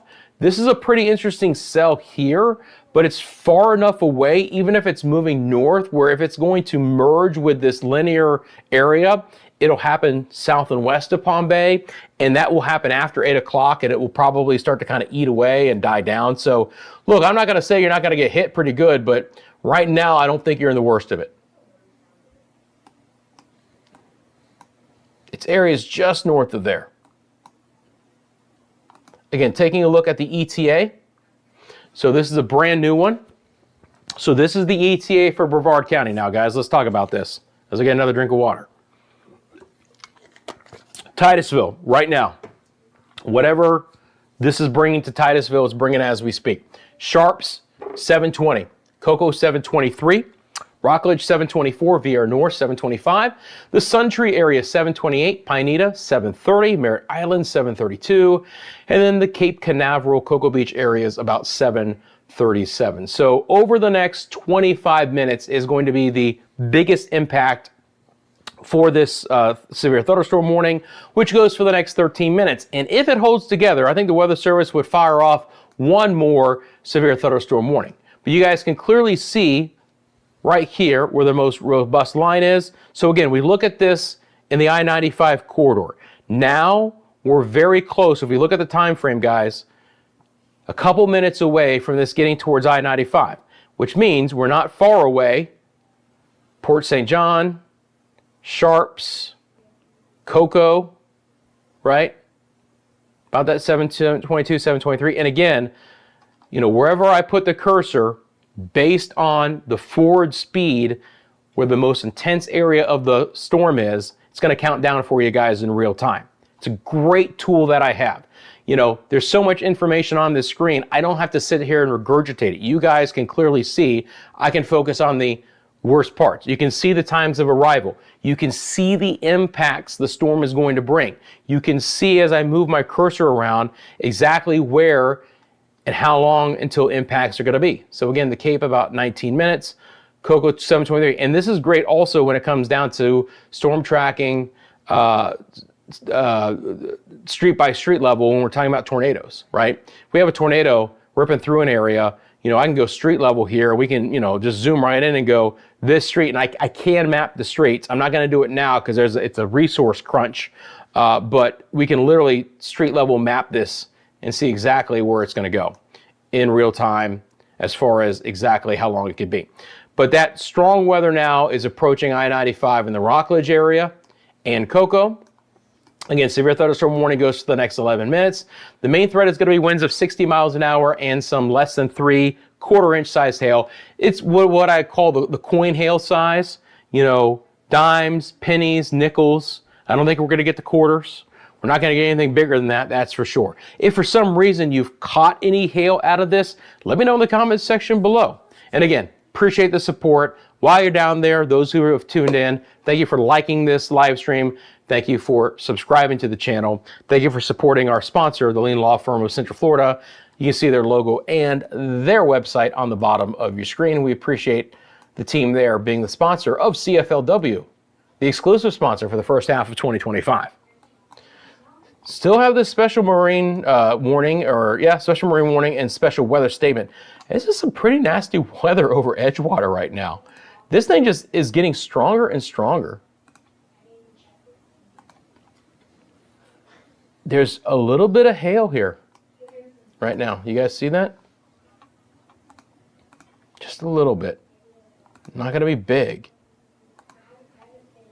No severe hail probability. Maybe just a little bit of hail.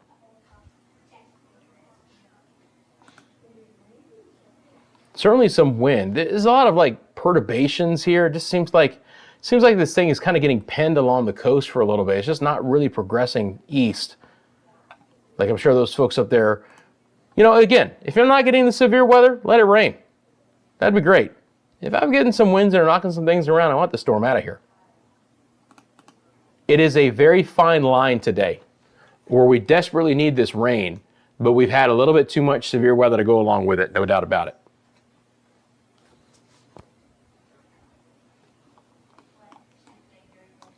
So again, this severe thunderstorm warning goes for the next 9 minutes.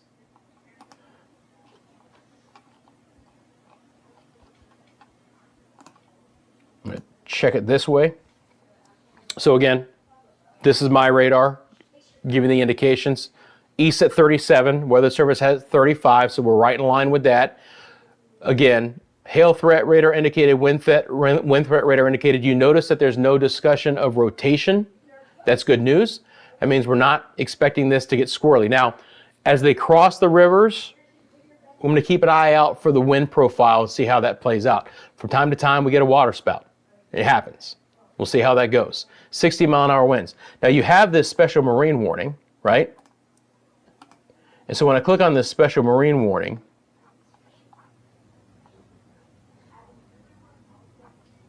I was looking to see if they mentioned water spouts here.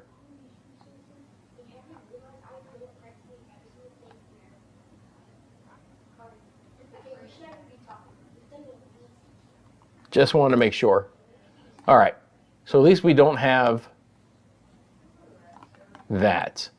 Good lightning count though, 53 strikes in the last 15 minutes.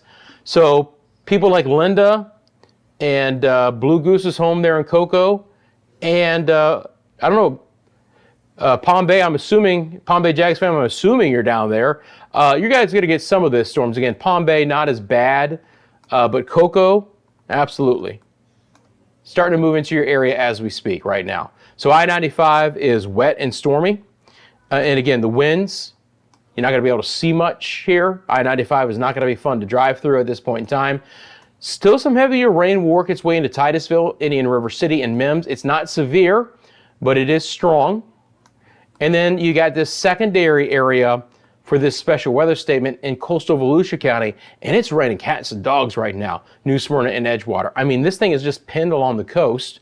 See, they still have a bit of an easterly breeze here. They do. So it looks like this shower, or this cell that's trying to move offshore, is being pinned along the coast a little bit, and its forward speed is beginning to slow a bit as well. Again, I-4 west, you're looking good. In the short term, I'm not expecting much more to redevelop before sunset. Late tonight and overnight, we could get a few passing showers and non-severe storms. Tomorrow, it's up in the air, right? The worst weather is going to be north of us, but I'm going to have to keep an eye out for if any of these storms can hold together to move in late tomorrow as well. Again, we do have this special severe thunderstorm warning for the next 7 minutes, 60-mile-an-hour winds and some 3/4 inch or less size hail. If anyone has any specific questions about the forecast, please drop it in the comment section below now. Let's talk, guys. Let me know what's going on in your area. Again, Brevard County getting the worst of the weather as we speak. Winds have still been somewhat fresh behind this as well. These reports are a little bit older right now.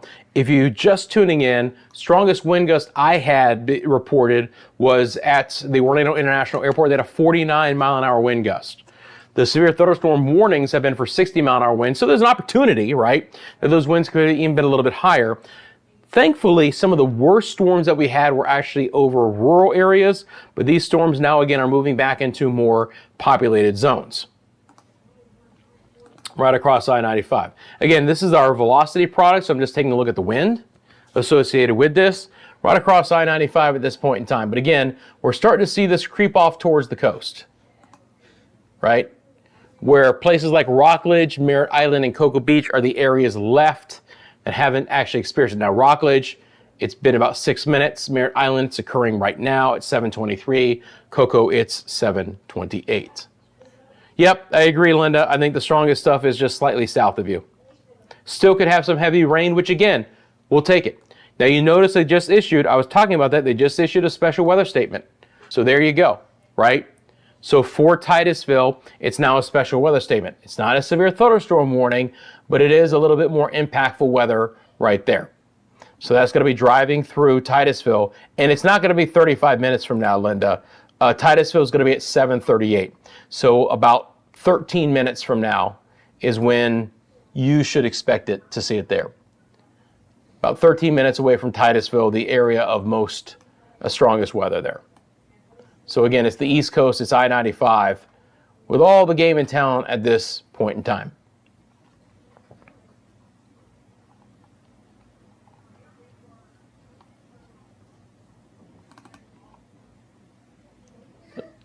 Looking at a couple of different things here. Wind gusts.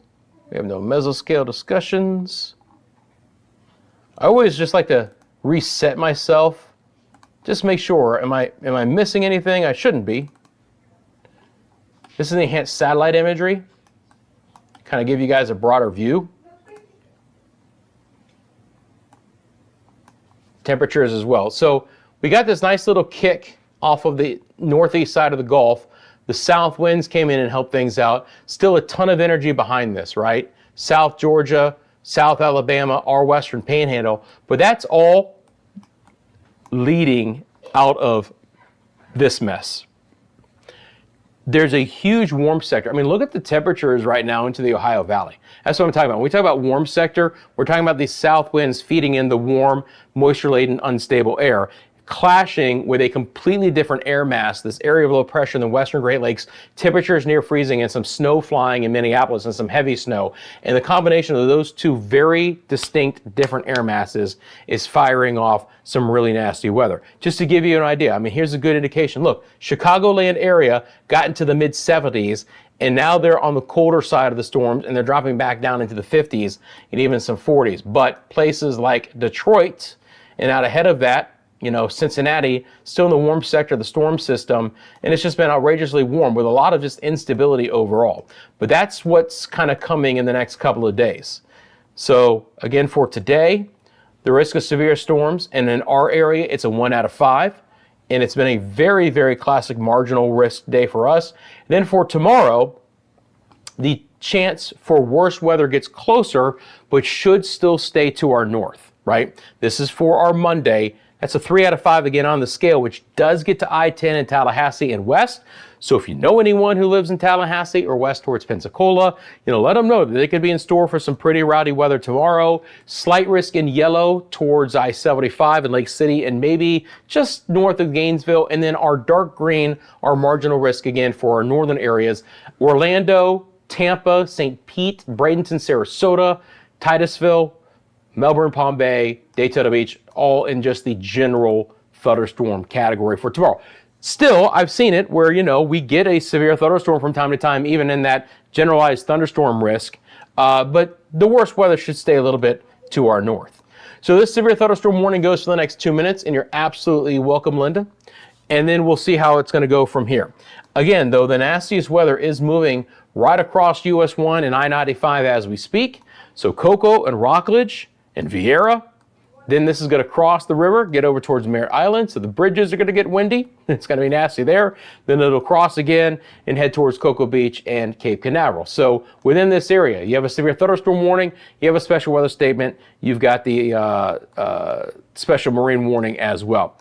This cell is a nasty one, but I think it's too far south to cause any problems.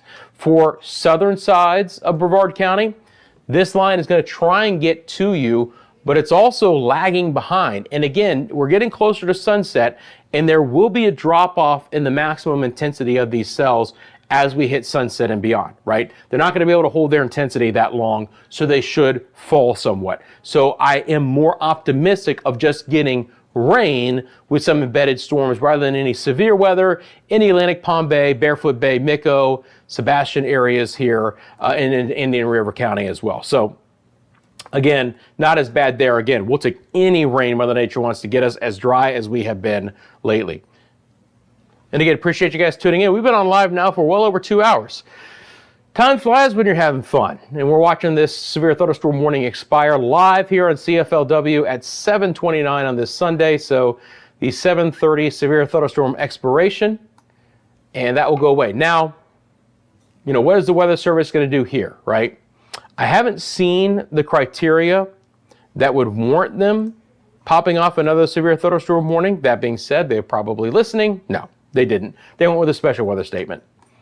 So what they did is they let that severe thunderstorm warning expire. They pushed it to a special weather statement because the winds and the hail threat probably not at that severe thunderstorm criteria. Thanks, Linda. Palm Bay Jags fan, regardless of the outcome, we do need the rain, but I know it's going to rain because I washed my car today. Oh, Palm Bay Jags fan, did you not watch the Friday show? This is what I'm trying to tell you guys. I understand. Sometimes you just got to wash the car, but that's why I do the Monday and Friday 1 o'clock shows. And again, I would love for you to watch live. Please tune in live because we can interact like this. But even if you don't, you can watch it, recorded version. You find it on the live tab of the CFLW channel. And again, I do that so we can talk about the forecast for the coming days. So I can give you guys a heads up. If you were a watcher of the Friday show, you know, we talked about today, and it could be a pretty nasty day. And it turned out to be that way. But yep, I understand, man. I've been there. Look, even as a meteorologist, I've been there where I look at the car, just like, I know that it's a good chance of rain tomorrow, but I got to wash this thing. It looks ridiculous. I've done it before. You're welcome, Blue Goose. And again, I appreciate you guys with the likes, the subscriptions. There are other ways to support the channel in the description below as well. Thank you, thank you, thank you. All right, so this cell up in Volusia County has pushed far enough offshore where they dropped the special weather statement was allowed to expire on time. That being said, it's still pretty nasty over Edgewater right now. Decent amount of lightning, 14 lightning strikes in the last 15 minutes. And again, I have this, I always got to go back and look. Oh, I think I accidentally turned the lightning off. Oh, they issued another special weather statement. Or is that the same one? No, that's a different one. They're not watching, I can tell you that much. But it's hilarious as I go into these areas and I'm like, oh man, that's still pretty nasty. And then they fire that up. So there you go. Funny. Yes, the lightning. I've got this cranked down. I've got the energy filter very high. This is, by the way, my radar system, what it does is it filters the lightning by the energy it produces, like literally. Okay, so I can use that filter to knock off some of the lightning strikes because you can get so many in a 15-minute time frame, it's actually very hard to look at. But if I bring on this strike rollover, just to give you an idea, I mean, like literally, if you guys want to see, hey, this is cool. This lightning strike occurred 1.1 minutes ago. It literally gets an ID, the area, and then the joules of energy that it produced. All right. That one was 6.5 minutes ago. That lightning strike was 5 minutes ago. I think the white ones are a little bit more intense. Anyway, you get the idea. Like literally, I can sit here. And I don't have a lot of time to do this, but just to show you what the system can do, is that each lightning strike we can literally look at individually, and I can filter it by the amount of energy they produce. So I had it at a pretty high filter because I didn't want there to be a lot of lightning strikes, but I don't even have it at its lowest number right now. And truly, the true amount of lightning strikes in this area in the last 15 minutes has been more like 80 to 100, something like that. So storm just picked up. Oh, hi, Lenny. How you doing? Storm just picked up there in Titusville. Got it. Thank you very much. Appreciate that. Yeah, so they issued that special weather statement for that area. And I know Linda is a part of that as well. And again, you can clearly see that red is right over the Titusville area. My computer has you guys with actually the worst weather in about 3 minutes and 40 seconds. Okay? It's picking up right now. It's going to probably stay that intense at least over the next 4 or 5 minutes, but probably even longer than that as well. And again, that's kind of from the highest, out of all of this is the highest concentration area for the most intense rain. And so that's what the computer is picking up on. So we're about 3 minutes away there in Titusville. And it will, of course, move into more rural areas here as we move north into the east. But yeah, it's coming down in cats and dogs. But the great news is that, again, let's take the rain, let's take the rain, let's take the rain, just don't give us the severe weather. But we do have 3 different special weather statements out. So let me get rid of the strike rollover because literally every time I go over one, we'll see. But this is a much better indication, by the way, and I've just got to remind myself because I do so much work on this computer. I don't want there to be too much lightning on the map. It's not me about boasting how much lightning we have. It's about giving you guys good indication. But even at it's not even near the lowest filtering, and we have a lot more lightning here. So pretty hot storms, no doubt about it. Heavy rain right now. Cocoa, Rockledge, Vieira North, Suntree, back towards Satellite Beach. The special weather statement does include the Cape and all the launch pads and areas there. And again, here, it's coming in about 9 minutes. Again, this is from the beginning of this. So a lot of this has already occurred. Merritt Island just occurred. Cocoa Beach, 737. Same thing for the Cape. The Cape being right here on the map, but obviously we have the launch complexes that will allow to be going offshore about 747. So I think the worst of the weather gets offshore here in the next 10 to 12 minutes there. Here, we're going to get offshore sooner, but there is an additional area back here. So this is kind of taking this spot here, but then that secondary area in the northern side of Brevard County where Titusville is getting pretty rocked right now. 20-mile-an-hour winds, look, nothing crazy. Again, I would take the rain. Give me that rain. I'll deal with the lightning. We mentioned the wildfire threat, which was very significant earlier this week because of the strong winds and lower humidity. The humidity is up, the dew points, indication of the amount of moisture in the atmosphere at the surface, is also way up today as well. So I'm hoping the lightning doesn't cause any problems. As far as wildfire goes, we've been exceptionally dry in Central Florida. So let's get this rain. Hopefully we get a lot of it. Pretty darn good thunderstorms continuing here between 60 Lake Wales area and the Turnpike. That's 91 on the map. This is in Osceola County, down towards Yeehaw Junction, trying to cross the Turnpike towards 441. Good storm here on the northern sides of Lake Okeechobee, but again, a little bit farther away. At this point in time, I don't see these merging to cause big problems into the western sides of Indian River County or the southern sides of Brevard. Scattered rain here. But even Palm Bay, I mean, you know, we'll see. I mentioned we're getting close to sunset. These things should start breaking apart a little bit. So it's interesting that, you know, a lot of Brevard County is getting hammered pretty good, but in the Atlantic South, here's the potential we may not see much. Kind of how it plays out from time to time.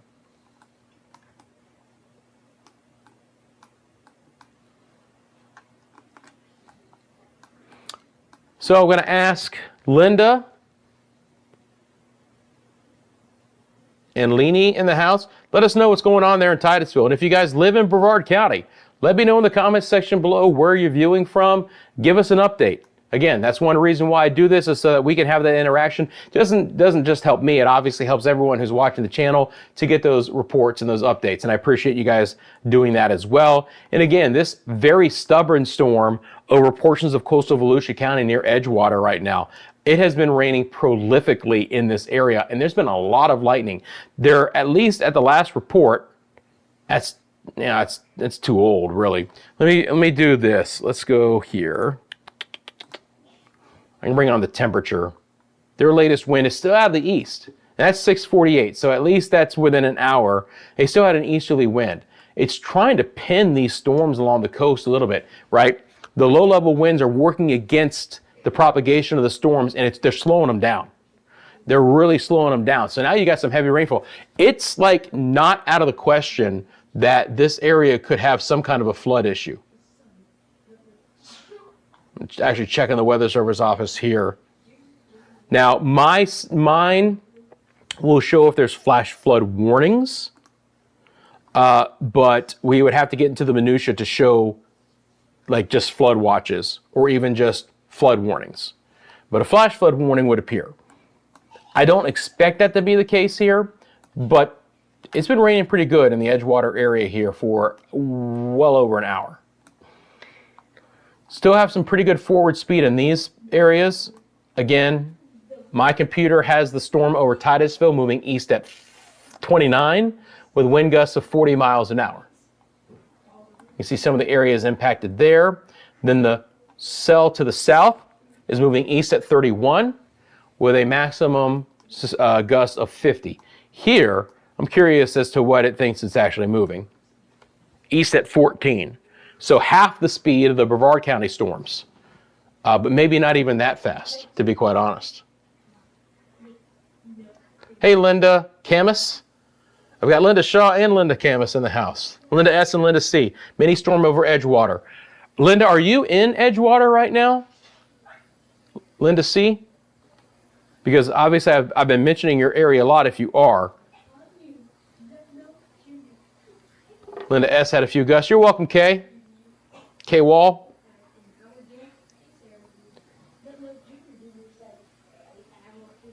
Just curious if Linda C is actually in Edgewater. I think that's what she meant, but this is exactly the area that we're talking about as well. Family in Vieira saying heavy rains up there. Yep. But again, this storm here in Volusia County is just pinned right now. Very, very heavy rain in portions of Edgewater, just south of New Smyrna.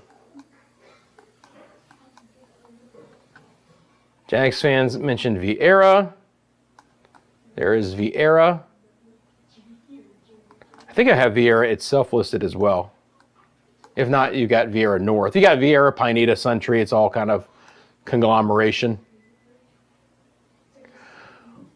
Well, Blue Goose, this is all because of the energy that got kicked out of the Gulf and these strong south winds that we had too. I mean, I mentioned it in Fridays, and it looked even a little bit better yesterday. The Storm Prediction Center actually increased the area for the marginal risk. Just pretty decent juice in the atmosphere overall to help promote these storms, and they've been able to hold together, right? And because there was no early activity here in the East Coast, the atmosphere didn't get raked over. Looks like the radar dropped for a half second. I'll reset my view, but if not, we'll just go out to the composite.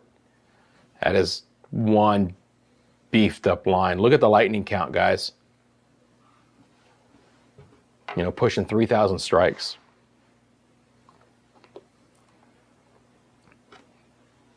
Yep, it's back. So if you're just tuning in, and I appreciate you guys doing so, 7:42 on this Sunday, we have 3 different special weather statements impacting our immediate East Coast, right along I-95 and east. These are working their way offshore, right? Behind it, I don't expect there to be a lot of activity the remainder of this late Sunday evening and overnight. Spotty light rain, maybe an embedded thunderstorm is possible, but nothing severe, right? So we're going to be calming down after this in the short term. Still could get some active weather tomorrow. It should not be as widespread. These storms should mainly be trying to get in here and falling apart as they do, but this time they're going to be coming more out of the north and west and kind of diving down south and east. Obviously, I'll keep a very close eye on those for you guys tomorrow as well.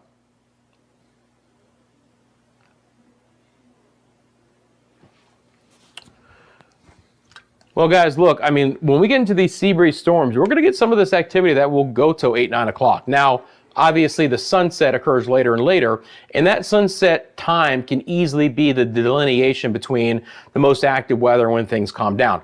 Because when the sun heats up the surface, it destabilizes the atmosphere. The hotter your air temperature is at the surface, there can be more instability. As the atmosphere cools off, whether that be storms moving through to what we call rake the atmosphere, or we start to lose the heat of the day, the heat content comes down, the instability drops a bit as well, and we begin to lower the threat. Now, in some instances, that lowering of the threat can be fairly quickly. In other instances, it can take a couple of hours to kind of slowly fall down the bell curve, right? I've seen storms kind of just hold together. Just really depends on the structure of the system we're talking about. Hold together well past sunset and still produce severe weather, including tornadoes.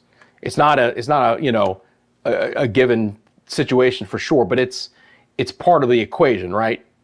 Sun, hot temperatures, warm atmosphere, blue sky, no cloud coverage, all help to destabilize the atmosphere. It's all part of that severe weather soup, as I call it. You need all those ingredients.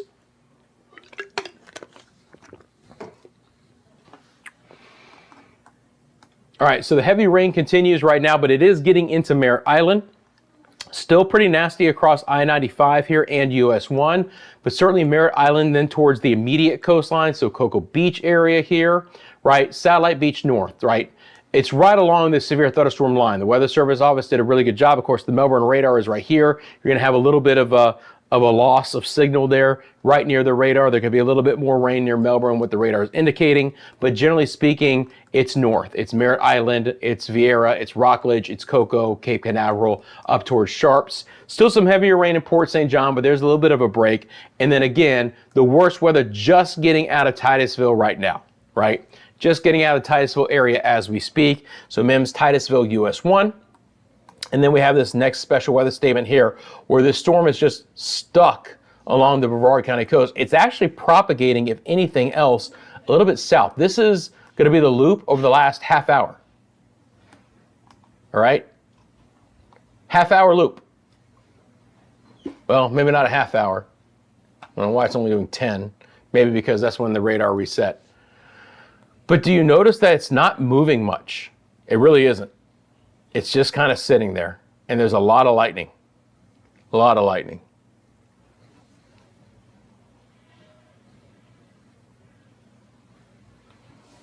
Interesting cell there in Volusia County.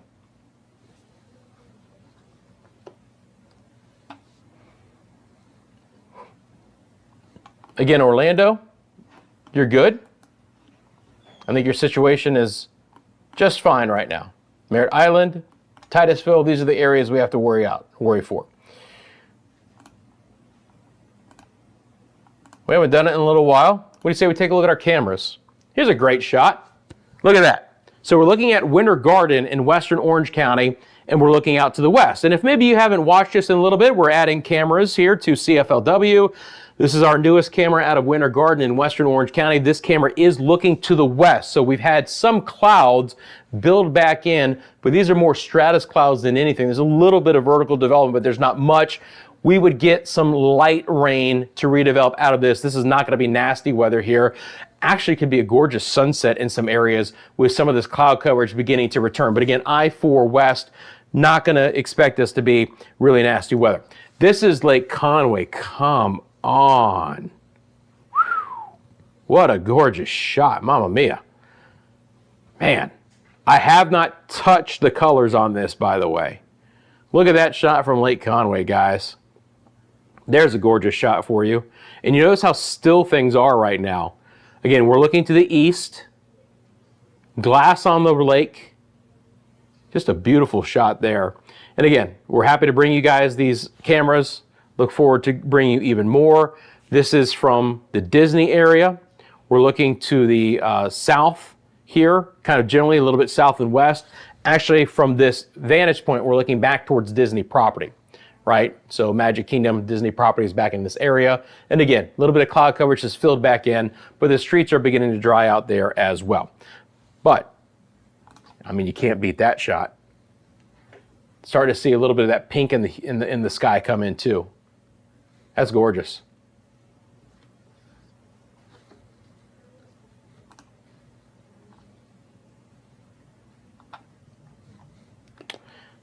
All right.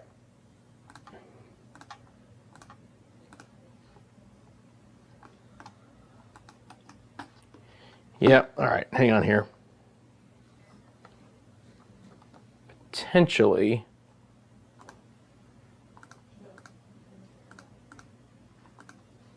I know this sounds hilarious, but potentially my system might have just, there we go. I was worried that I was going to be able to zoom in. Sometimes that box zoom likes to just kind of go away a little bit. But anyway, you get the idea here. Starting to get lightning and thunder here in the distance. All right, thanks, Palm Bay Jags fan. Appreciate you. Thank you, Blue Goose. Again, that cell is just not moving south of Edgewater. It's the symbol as that, right? We still have these special weather statements for the next 10 minutes because they are moving east here, right? Because there is some forward movement, because they're also going to be getting offshore. I don't expect these special weather statements to be reissued for these areas. The worst of the weather is beginning to end in Mims and Titusville and Indian River City, the areas covered by this special weather statement, right? Everything's kind of moving offshore. This special weather statement is the same situation. We're now starting to see the first of the heaviest part of this now moving offshore. Cape Canaveral, Merritt Island, still really rough weather there. Pretty bad for Rockledge, Vieira, Suntree, but beginning to start to see the little bit lighter rain coming back in to I-95. So give it 10 minutes, and I think we're going to be okay there as well. And again, a little bit of lightning developing towards O'Galley, June Park, and the Melbourne area. That's kind of the far southern extent of that. A little bit of lightning, mentioned Palm Bay. There's a little lightning strike right there, kind of out there by itself, right? Out of the blue lightning strike. That is relatively intense here across the turnpike in Osceola County. It's a lot of lightning. There's no special weather statement with it, right? Again, heavy rain or you know how the rainfall rate, the lightning count has nothing to do with special weather statements and severe thunderstorm warnings. It's all about wind and hail. Those are the only two criteria. So you can have this prolifically heavy rain and a ton of lightning and you're not going to get special weather statement. You're not going to get a severe thunderstorm warning. We'll see if that holds together, but that line is just kind of trying to sag back down towards Sebring. And obviously for our area, it's about what could happen in southern Brevard and in Indian River County. And the question just be, you know, how much does this hold together? Again, hitting sunset, I would expect the intensity of this to come down.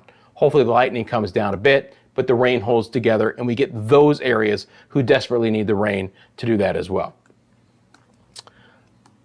Not as easy as you think, Palm Bay Jags fan. I'll just say that.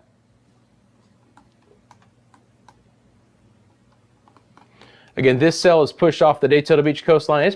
Boy, that's pretty nasty as well. Let's look at the velocity real quickly here. Just want to make sure nothing got squirrely. You can just see this little cell. And you see how the winds are kind of backing here in the green? That's why this cell is just not moving much. These winds are fighting each other. You got these little areas here where the winds are definitely, there's no true rotation, but they're also just fighting the forward propagation of the storm. It's just sitting there. This could easily be a water spout. That's not out of the question. Closer to the radar site. Again, right offshore, do you pick up a little bit of a water spout here? Definitely a little bit of a solid line of wind pushed off there. Nothing is very tight here. Again, I'm looking at the wind, so I think we're okay as far as that goes. It's become very muddied, right? This cell has become really muddied, which is fine, because that means the intensity should come down a bit as well. Melbourne radar, I think, is having a little bit of problem. The number of scans that I can look at continues to drop. So they might be fighting something there on the Melbourne radar, but it's okay. We've still got our half-degree scan, which is the one I use most anyway. Just looking at things behind the scenes. If you see the radar drop off, it's actually not my system. It's the data feed from the Melbourne radar.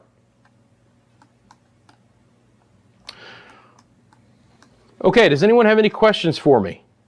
We've been going nice and strong here for well over 2 hours. I'm not exactly sure the time. It just says streaming 2 hours ago.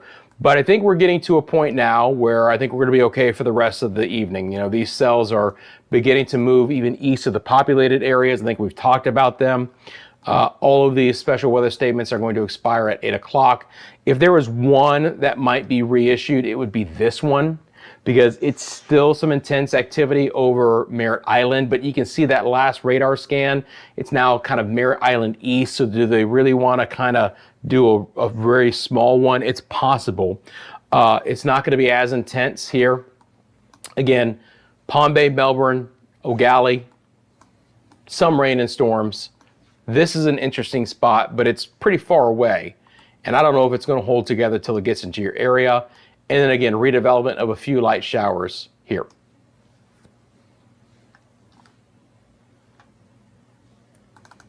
So for tomorrow, will we do it all over again? Well, the risk of severe storms is going to be very intense in the mid-Atlantic states through portions of the southeast, the areas in orange. We are on the cusp of the potential for a few marginal severe storms tomorrow, mainly in our northern areas. All right, I'm going to keep an eye out for that. I've got CFLW, the show, at 1 o'clock tomorrow, where we will have an opportunity to discuss all things about, excuse me, what's going to happen. And I'll have an even better idea about how it could play out throughout our Monday. All right, so we're going to wrap up this live stream right now. I want to thank our sponsor, the Lane Law Firm of Central Florida.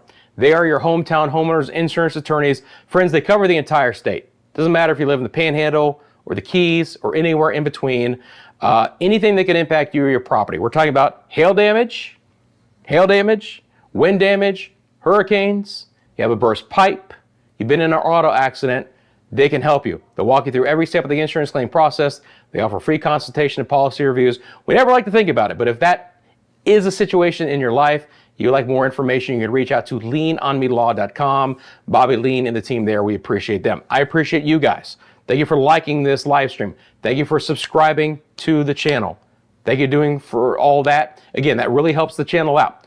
Please join me tomorrow at 1 p.m. for CFLW, the show. Again, we do that Monday and Friday to keep you guys up to date. I come on live, we chat. You got a question about the forecast, let me know. We can break it down for you guys. I've got some forecasts that I do. And of course, being a live only channel, I'm on live then, but anytime there's impactful weather in Central Florida and it warrants, I'm gonna come on live and we're gonna discuss things for you guys. So again, these storms moving off the coast, hopefully everything will be quiet. I'll keep an eye on things. We'll obviously talk about what's gonna be happening for on Monday and Tuesday. So friends, thank you so much. Again, thank you for hitting that like button on the way out. Have a great rest of your Sunday night, and I will see you tomorrow at 1 p.m. for CFLW, the show. Until then, y'all take care. Have a great rest of your day.